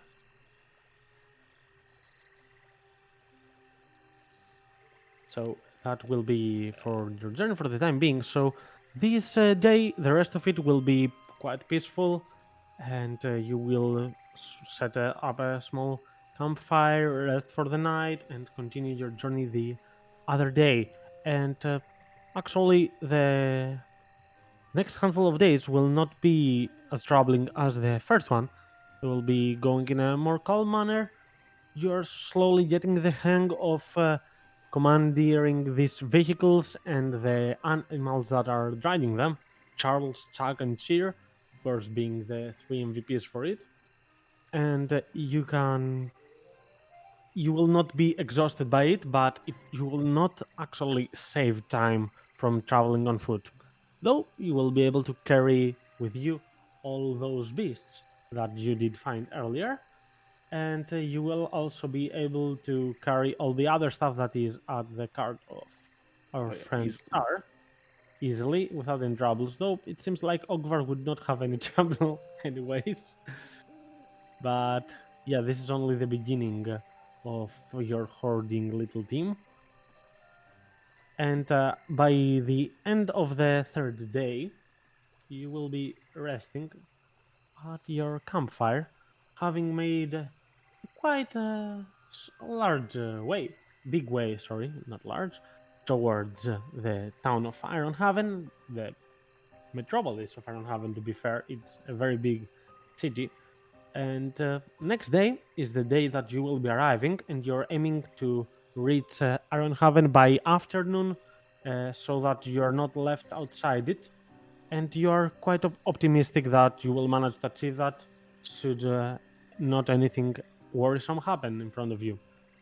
But as you are there at the campfire, you will be thinking about your course of action and what you will be doing at Ironhaven, the city of the sun, or more commonly known as the Golden City of Ironhaven.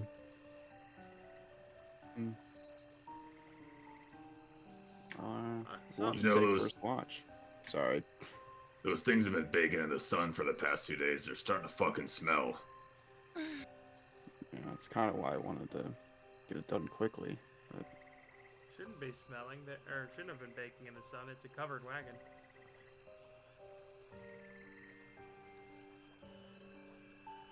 It's up to you. I can say for sure that the meat of the Kamadans will go bad. You will not be able to sell it.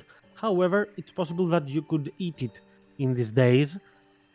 However, if you want to eat the Kamadan, I would like a nature or survival check. It will be a low DC, but it is to avoid hurting any poison glands that it has inside it. I mean, the poison glands are in the snakes, aren't they? Well, they well, are. for the They are definitely in the snakes. You will not be Breath, eating right. snakes, I assume that. But they come also from the main body. the breath, right? Interesting. Aye, It will not be a tough DC check. It will be a DC 10 check. But even you can also choose not to skin it for meat. You can entirely leave it be and eat from the rations you have. It's up to Never you. eaten Commodon before, so Yeah, that's a hard pass from me. Yeah. Well, I thought that perhaps we could make a bit of extra coin from these things. These lot of venom from these you can get from these things make a lot of anti-venom. yeah. But what does that have to do with meat? Nothing. You could also there's also the whatever they have in their throats to let them breathe all that smoke.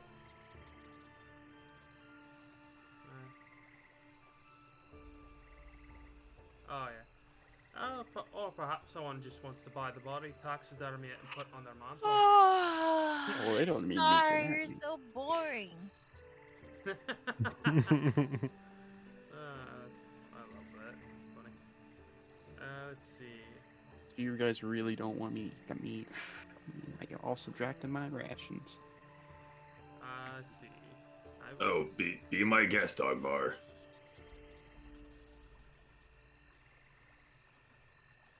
Oh, it's not nature anymore? No, I want to. I'll do it if it's nature. Akbar loves the taste of the land, so he's gonna try his hand. Ogvar. That looks like it's gonna be worse than that drink you had last time. Grabs a piece of the rump and starts digging in where he started cutting the other day.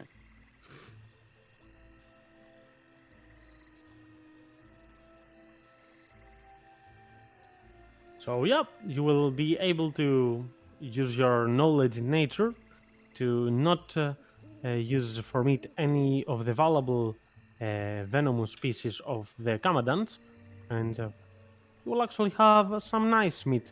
I mean, it's not the most tasty, the best in the world that you can have, but it's meat.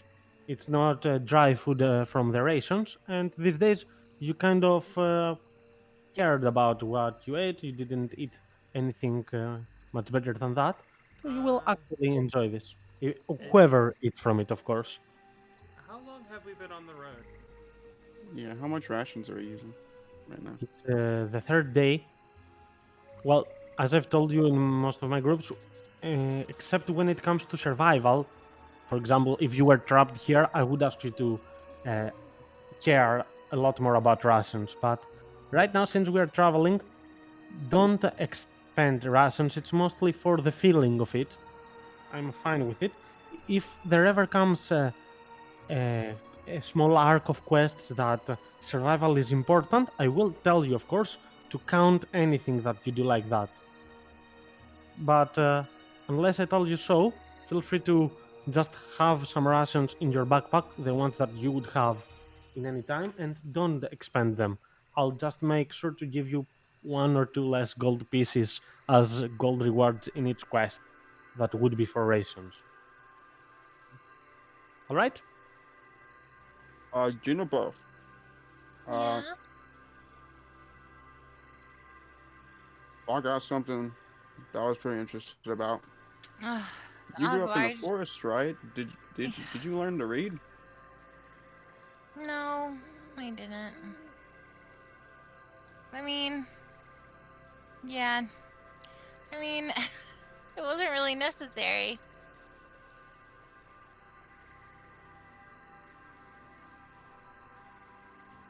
That's unfortunate. Is it? Yeah. What's so great I about mean- reading? Well, there's a lot of things you can learn from books. Like what? Well, No. I learned how to make some of the things I know how to make from books, such as Mhm. the healing potion I gave Lot. I also had a teacher, but hey, Hmm. lots of things I you can mean- learn. We got most of our information about the Sloths before the Gith showed up from those books. Everything I've learned has come from a book, besides some skill teaching. I guess so. I just never thought about it.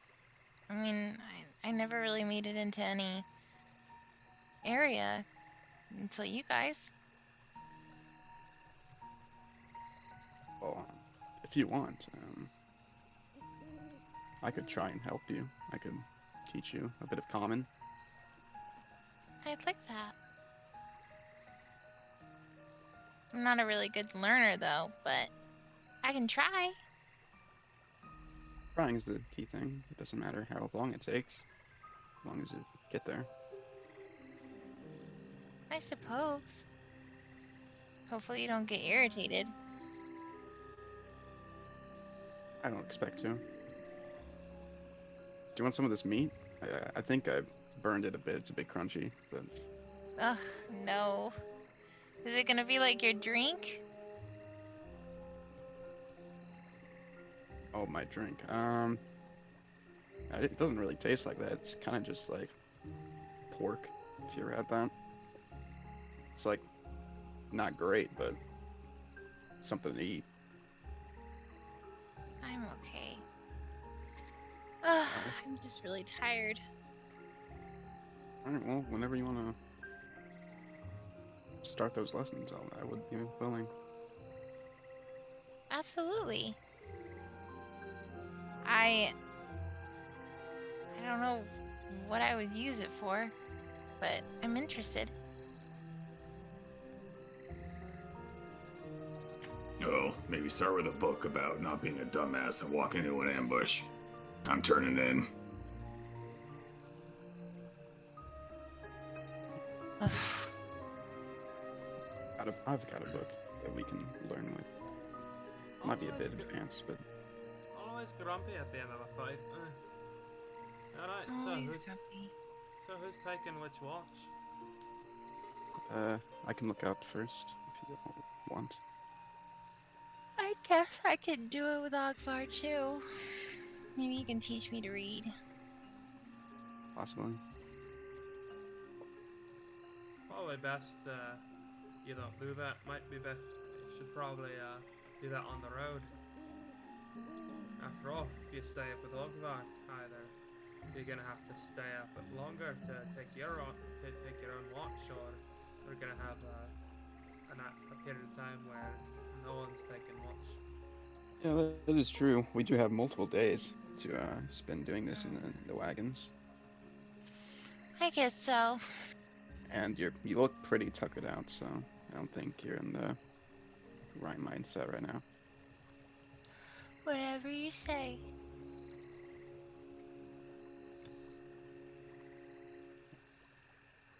And Ogvar will take post right here, facing away from the camp. Jennifer will have already passed out. Hmm. Some interesting memories come to the mind of Ogvar and perhaps Log and Juniper, as this kind of reminds you of the first day of your meeting around the campfire. A caravan around you with some of its merchandise, though there is no bardic music playing. The rest seems kind of the same, though this time you are part of the merchants. Even though Sar is the one leading the merchant organization, you're not just bodyguards, you're accomplices in your own way. And that's how this day will come to pass. As the next day, you will be reaching Ironhaven. It will take quite a handful of hours, but as you come closer to afternoon, you will start pacing it a bit up so that you don't miss the chance to enter the town. As Ogvar did say, the city gates close when the sun falls. So you are rushing and you will manage to make it. Thanks to Ogvar, who did know about it, you will see this town, which has water around it, not a river or a lake of some sort. It's most likely digged for protection. And this huge gate in front of it, when you see it, it's no wonder they call the Golden City or the City of the Sun. All of these descriptions seem to really describe it, and you will be able to make it inside. Holy shit, quite imposing. I mean, it's the capital of Anerith, one of the biggest human kingdoms. Huh. And you're in Ironhaven. First of all, you will take quite a little bit of time to set a few things up, perhaps find an inn to stay for the night, and set up stables for the horses and a place that you could store your merchandise. All of this would take some time. Tar would manage to take care of most of these things in consideration and done quite soon, but she will perhaps ask each one of you to for some little chores for its respective part, so that you have been set up pretty well and there's no chance that you will be misguided or, theft. Being theft is not a good idea. But yeah, you're inside this town, which does seem beautiful with the color yellow being prevailing all around the streets.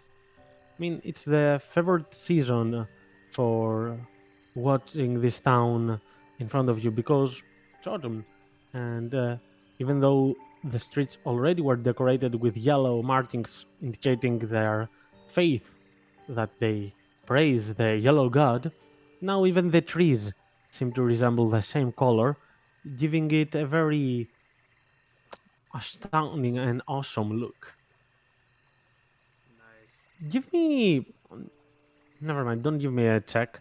Uh, Ogvar and Locke, you being people that haven't seen this town, and you're perhaps paying a little bit attention to the guards and city watch to see if they are strong and committed, you will see some Griffon riders flying around the city, which will actually be very, intimidating by some sorts. You realize that people here don't play around. They actually have some of the strongest riders in all of Anerith's kingdom, if not in this area.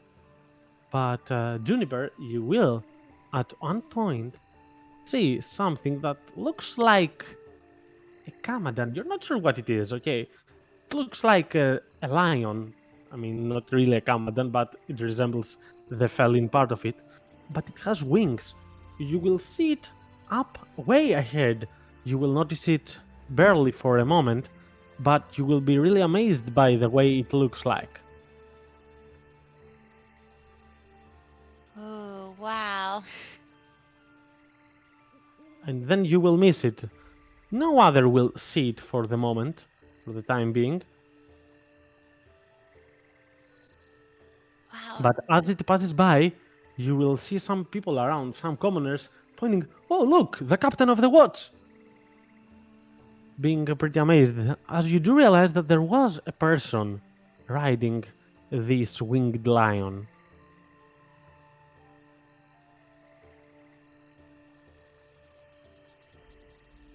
Wow, that was amazing. Did you guys see that? Oh, Not really. What was it? I don't know. It was kind of like the animals we fought, but it was flying. It was beautiful. I just hope we don't have to pretty kill cool. it. What? What? What? What? Oh, Why are you gonna boy. kill everything, Shar? Kill and sell. Oh my god. Oh, if it attacks us. I'm That's why I sorry, said what? Well, if it attacks us, that's why I said I hope we don't. Oh, okay. I don't know. Everyone seems really happy about it when it passed. Hey. Hopefully that's a good sign. I'm getting a bit bored of fighting, honestly. I have a bit of a good she gets one fight in like 3 weeks and she's bored of it. It's been I 3 guess you days. just- It's been 4 days since the last fight. Alright, oh. So, where do you want me to put these down? Gosh, Audemars, you're so strong.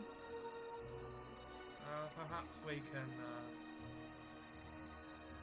head to the markets.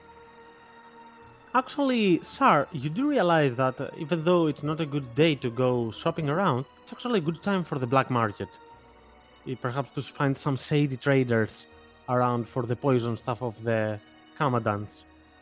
Because it's getting closer to night. But before that, as you do enter inside the city street, forgot the most important part, I need you all to roll me a charisma saving throw. Oh yeah, Okay. Sweet. that Oh thing. no. Okay. I will ask you this, of course. Do make the save. If you wish to, you can willingly fail it, as you feel the presence of the yellow god, of something of a radiance around this place. The only one who can manage to pass it actually is Shar. So, Shar, do you want to willingly fail it or should you succeed on it? No, no. Shar's got his Wakeen. Alright. So, though this will sound weird, but each one of you, the rest of all three, will be under the effect of Bless Oh. Nice. for the whole time that you're inside this town. Shar, roll me an Arcana check. And Alrighty then. Ogvar as well. I'm gonna give you some information only if both of you succeed on it, because it's quite Oh. interesting stuff. It's all that reading to Fog my Juniper. brain. I will Yeah, you tell you, go Shar, burn that. out. Sorry, I'll tell you, Shar, that you understand that this is the effect of some kind of ritual spell that has affected the entire city, and it's not just the holy presence around. But yeah, you do not know the spell or the specifics of it. Well then. That's rather interesting. Ogvar felt something. Felt good. The fuck is going on? Huh? It seems as if someone's cast a spell on the entire city. Huh?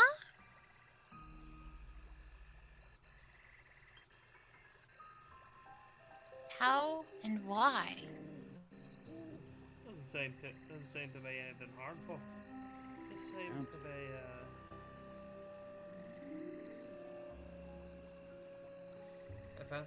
but oh yeah, I don't know if she would know about Bless. She just says it doesn't seem to be anything harmful. Yeah, makes me feel good. I don't care.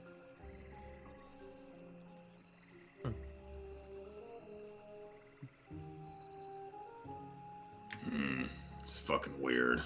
That is kinda odd. Every time I hear the horn from like the whispering bard on this song, I think it's about to go.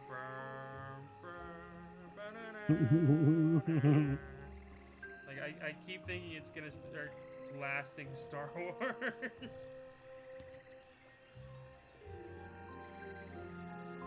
Well, you guys go and unload those fucking corpses. We got two, but yeah, sure. What are you gonna do? Yeah, I see there's two. I'm gonna go find the Adventurers Inn. That's where I was told to shack up here. Just ask for it whenever you're fucking done. Sure. We'll ask the gate guards where the merchant's quarter is, so that she can store some so that she can rent a warehouse to store some merchandise for the night. They would guide you to it. I don't want to be very specific because the full map of this city is actually a work in progress, and yeah, You're fine. I'm actually being a bit careful with those maps. It takes quite a bit of time to make them. I don't know if we will be having it anytime soon, but I don't want to say something that I will contradict myself later on. But they will guide you to a certain district, and they would be very polite in doing so, actually. You will be like in Penfield, where they were grateful. But the difference here is this is a huge city, an enormous city with a lot of people. So it would make sense for here to be a little more anonymous and not that gentle. But they seem to be real kind on that regard.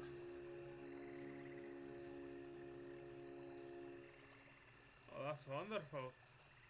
Yeah, see, Juniper, that's why it's pretty good to learn to read, because then you'd be able to read these signs and see which ones it's happening. Hmm.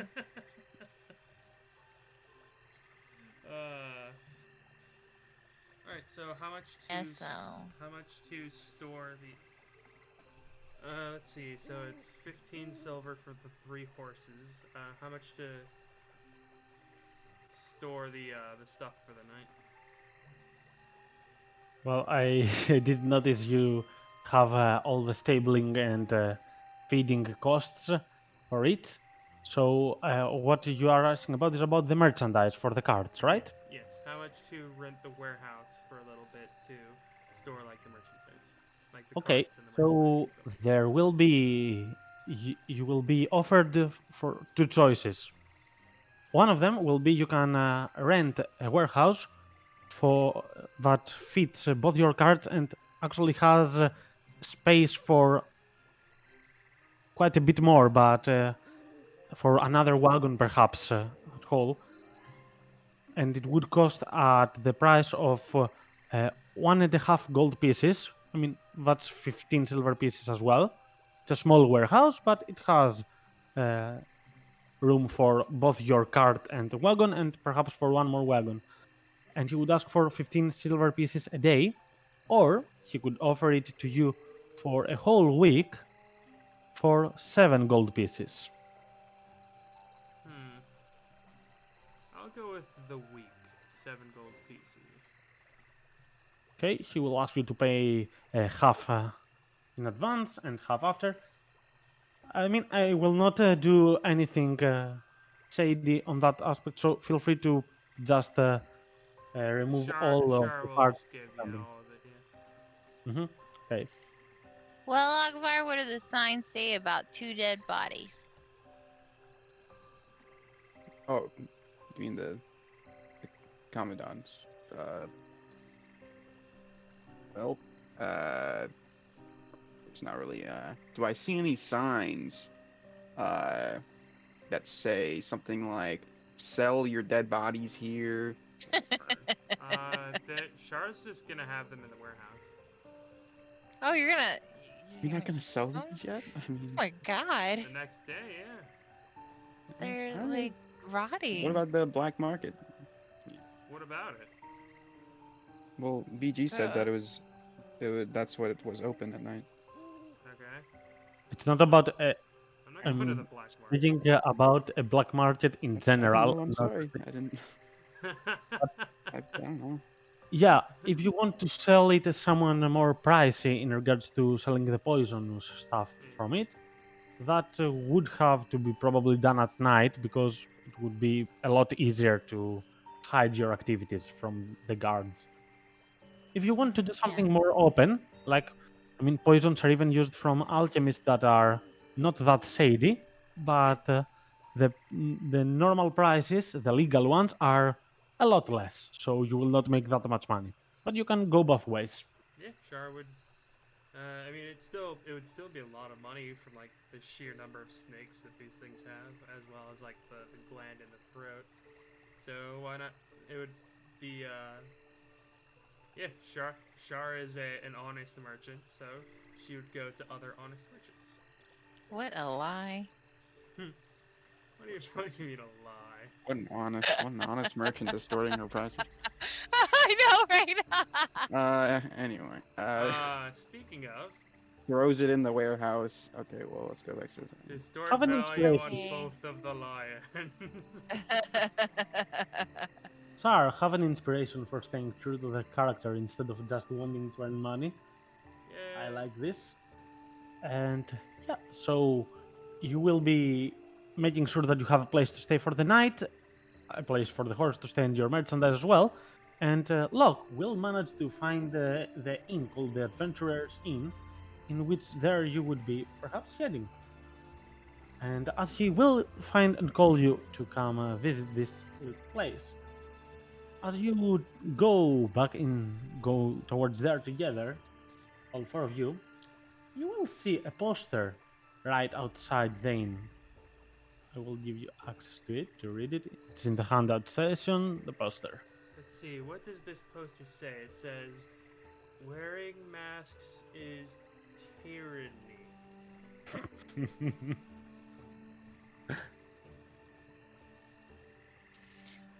What person? Oh, that guy. That guy looks like David Bowie. I was like, wait, this guy doesn't look like David Bowie. More you like don't know. You haven't Gandalf. seen him in a beard. Yeah, no, like Uh. the guy in the. Why the hell is there an urn on the fucking ceiling? on one of the... That's where the gold rupee is. I mean, it's Oh. an adventurer scene. Even the barman, the barkeep there, the innkeepers, seem to be adventurers as well that are working on rotations. You see a lot of bards, mostly bards, rogues, fighters, barbarians telling their stories of how they killed 4 dragons all at once. No one believes it, but they don't stop saying it nevertheless, and they all act like they're believing each other. For the sake of the stories. I mean, why not? Are we all here? Yeah, what kind You're of right place is this outside place at the moment. Ah, okay. You get a glimpse, of course, of what is happening inside, as you did see the poster. And It's like it's snowing outside, and there's like the warmth inside, like the cheer, and we're all just at the window, like, oh, well, it's not snowing. It's Like- September. like we're orphans in a Christmas story or something. Like, just can we come in? Ah, I've done that in Zul. That's another kingdom. Let's never go there. It's my favorite. Actually, Sarah would have liked it a lot. She was there in the past as well, but it's the merchant kingdom. Yeah. All right, so I guess we head on in. hmm So as you do enter, you will see a lot of people checking up on you, measuring you, seeing if you are adventurers like them, and you do seem like adventurers. At least, I believe all 4 of you look like adventurers, especially when you're together in a party. So they will immediately smite at your location, as they will tug some of their mugs and point at you, drinking in your health.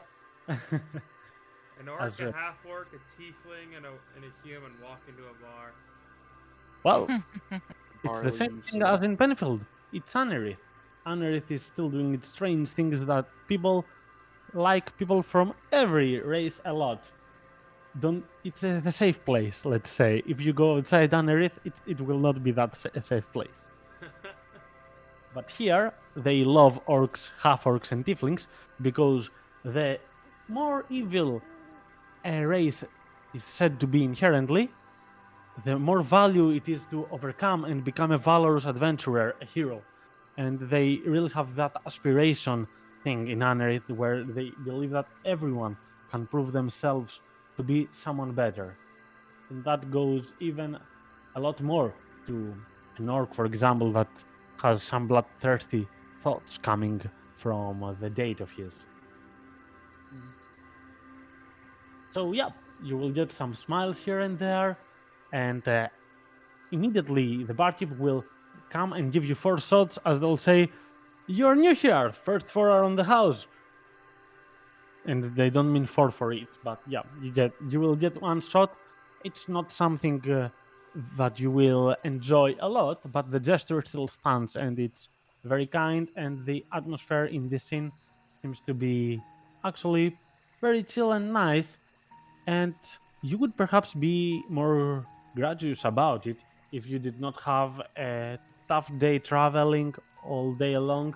So you are happy that they will give you some free drinks, perhaps, and you will drink a cup of ale, but you will not have that much power to continue a lot further. So, is there anything you would perhaps want to be doing in the a couple of hours? I assume that you would be there. Yeah. Juniper. Sorry. Go ahead. Oh no, I was gonna say Juniper's starving, so she's probably gonna order a boatload of food.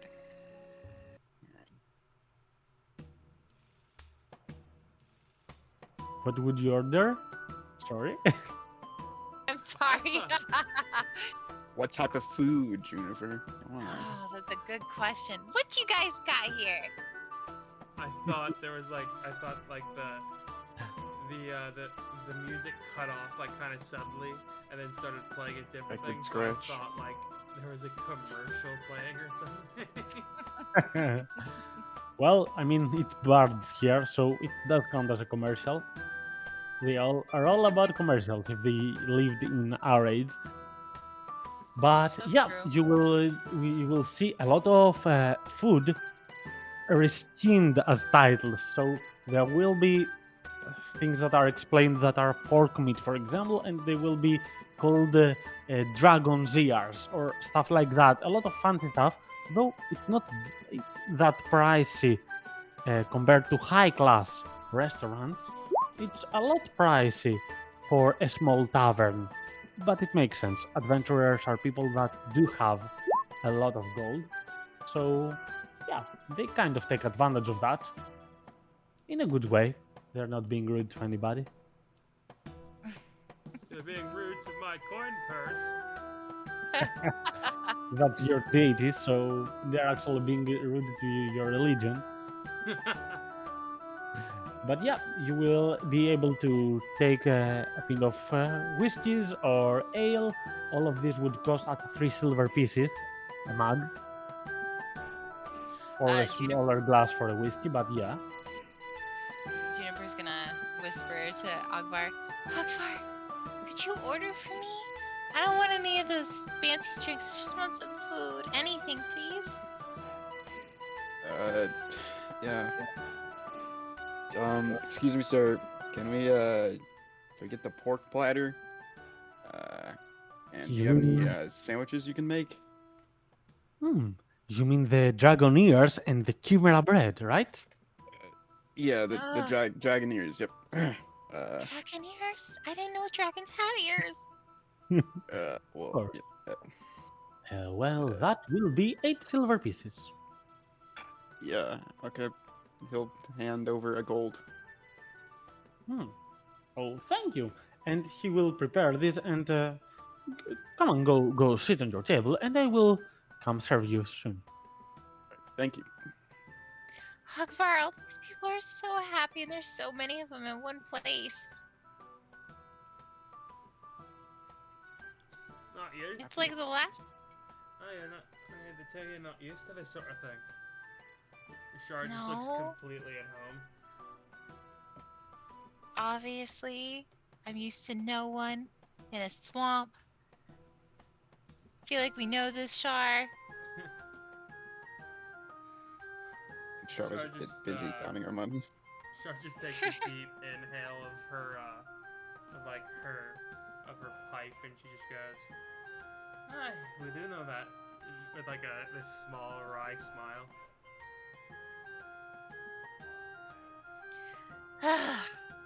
Alright, well.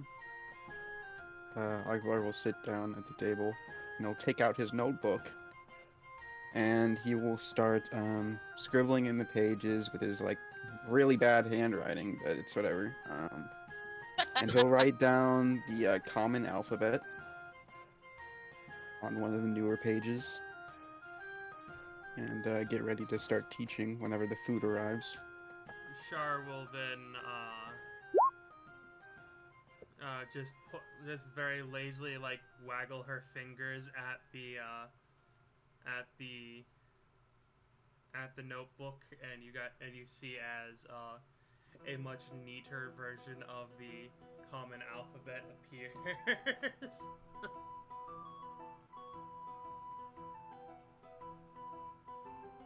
So rude. Ogvar will actually not say anything, but like his demeanor, like visibly, he just got pretty angry. Please don't mess with my note. Yeah, Shar, don't mess with his notebook. Oh, it's not like it hurts anything. And then she just kind of snapped her fingers, and you see as it goes away. The spell I use isn't permanent. Can't really mark anything. Unless I set it on fire. That's pretty permanent. Permanent. I just said permanent. That's it. That's I'm writing. Permanent. Yeah. Oh well. So, I'm sorry. I shouldn't have gotten as angry as I did. oh, you were angry. Shar's not very good at emotions. You're gonna have to excuse her. It's all that smoke. So, what's the plan? I need to head down to the markets tomorrow to drop off the bobbies. Are you gonna do that by yourself, Shar? All 4 foot of you? If either of you wish to help me, you're more than welcome to. I'm sure I can hire a porter. Otherwise.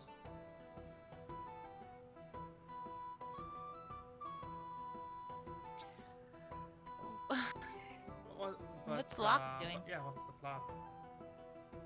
That's a good question. You're the one. You're the boss. You're telling us where to go. I guess I'm carrying those bodies for you. Oh, Wait, how did man. Shar become the boss? You're the one Shar's paying been everyone. the boss lady. She's the one with the high charisma score. You're the one paying. You're the one talking. You know.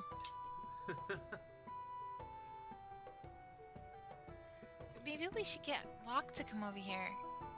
Wherever he is.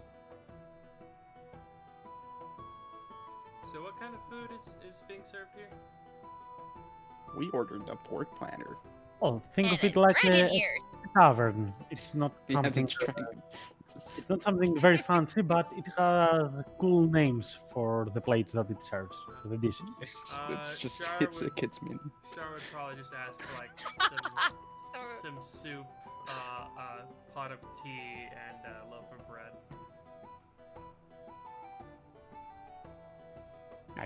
Oh, Kind of that's that. what I ordered some bread with the. He did order it's- some bread, but yeah, he called You it can get your own bed. It's okay. I don't mind. It's fine. the chimera bread. How Shar. much would that be?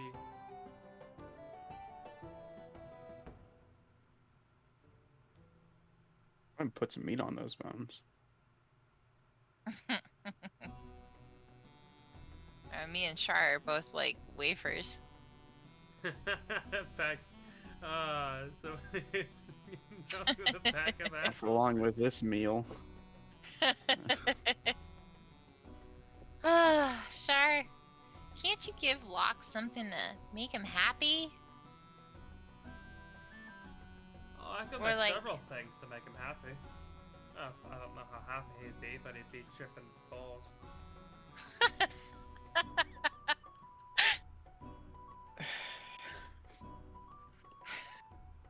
Can't even think of a response.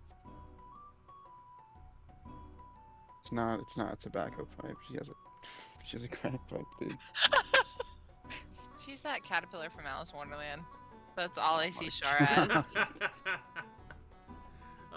Just this deity of knowledge and chaos. Yeah, snarky occasionally, and just smoke it away. Oh yeah, we've been gone for. Oh yeah, we've been traveling for like 4 days. I need to knock like 30 off of my tobacco counter. God Smoker. damn. That's an expensive habit. Let's just knock 20. Man, you must be really stressed. Look at him. Her and Locke.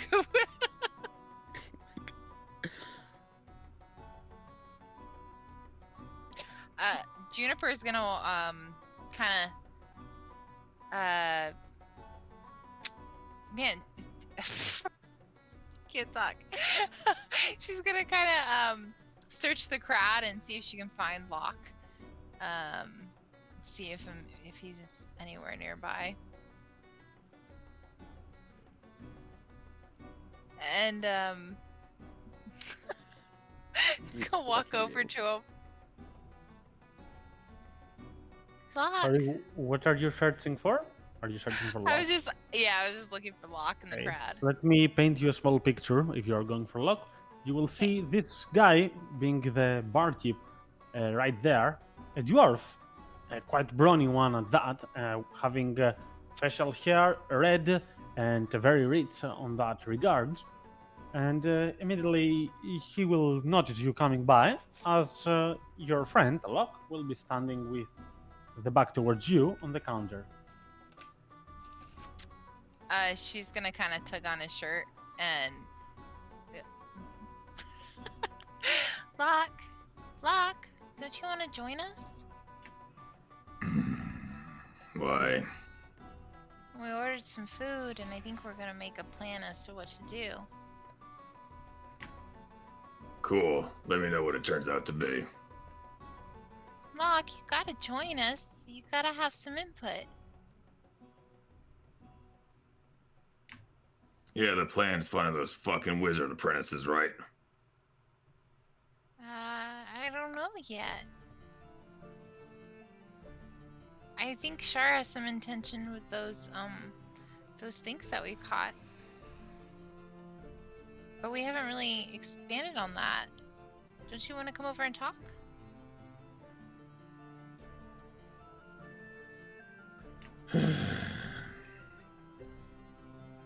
Yeah, give me a minute to get my stuff.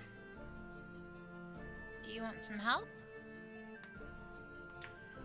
Oh, there is one thing you could help me with. Mm-hmm. By being where you were 20 seconds ago. And he will serve you as he will say, "Oh, it's been quite some time since I last met a man that knows how to drink. There you go." And he will hand you the whiskey. Thank you. Why you gotta be so moody? Because we're a pack of assholes.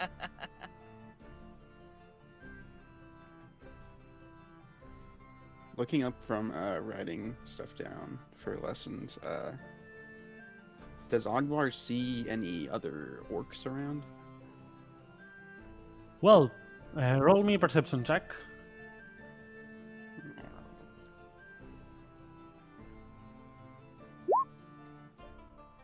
Okay, right, you will see no orc around. However, you will notice 2 half-orcs. It's obviously very much crowded, so there perhaps might be more around, but you will get a clear look at 2 of them passing by as they go towards the park. Okay. I'll just go back to writing.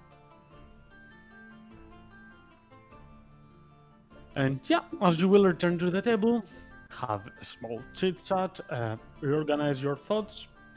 But as I said earlier, it's been quite a tiresome day. So eventually you will go to have some rest, because you will need to prepare for your next day. The first day that you're actually visiting Iron Heaven. It's after all the City of the Sun, and it's the same that you came right here at evening. But tomorrow you will have the chance to take a better look at it and enjoy it with the sunny view around. After all, that's what she is known for. Iron Heaven is a sea for me because I'm Greek and I say weird pronouns, but yeah. In any case, and that will be the point that we will end today's session.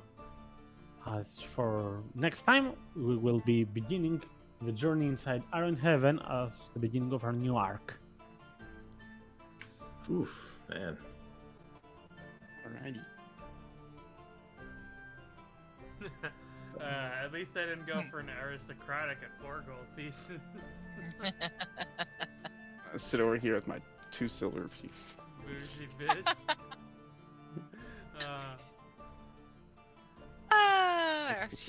I've given you each like 60 gold. Yeah. Oh god.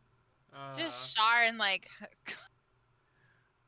You give someone like enough for like a commoner's yearly salary, and all of a sudden they think they're your employee.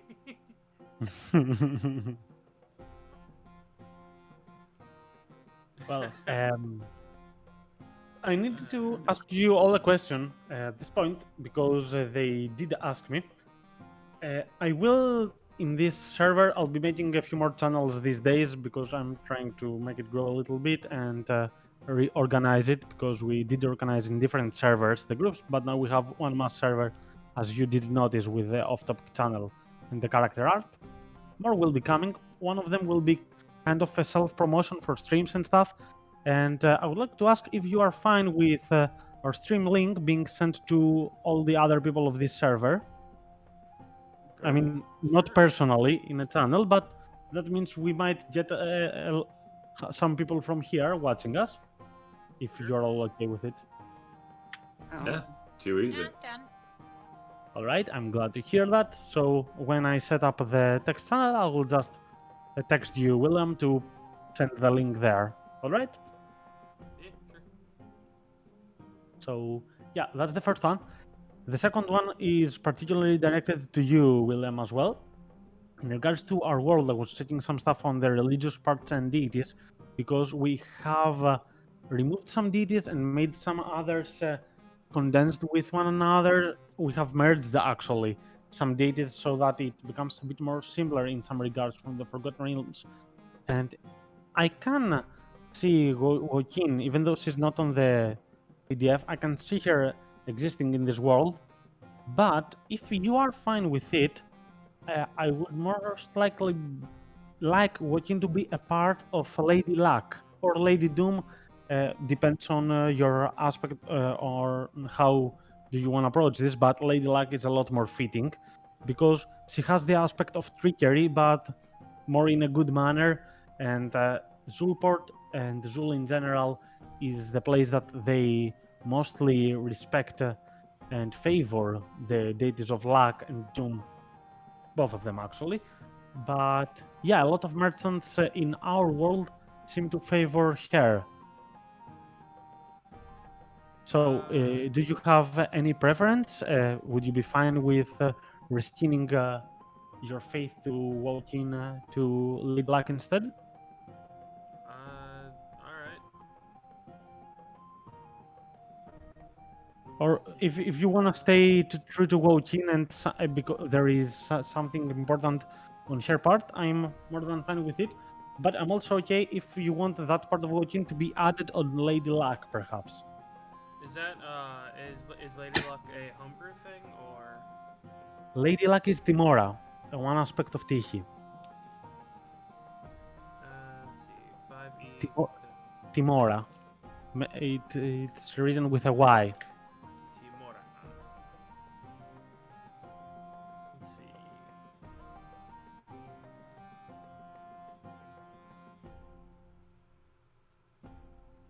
Her symbol, I mean, is a face-up coin. Sure. Yeah, sure. Alright, I'm glad to hear that because it helps me a lot.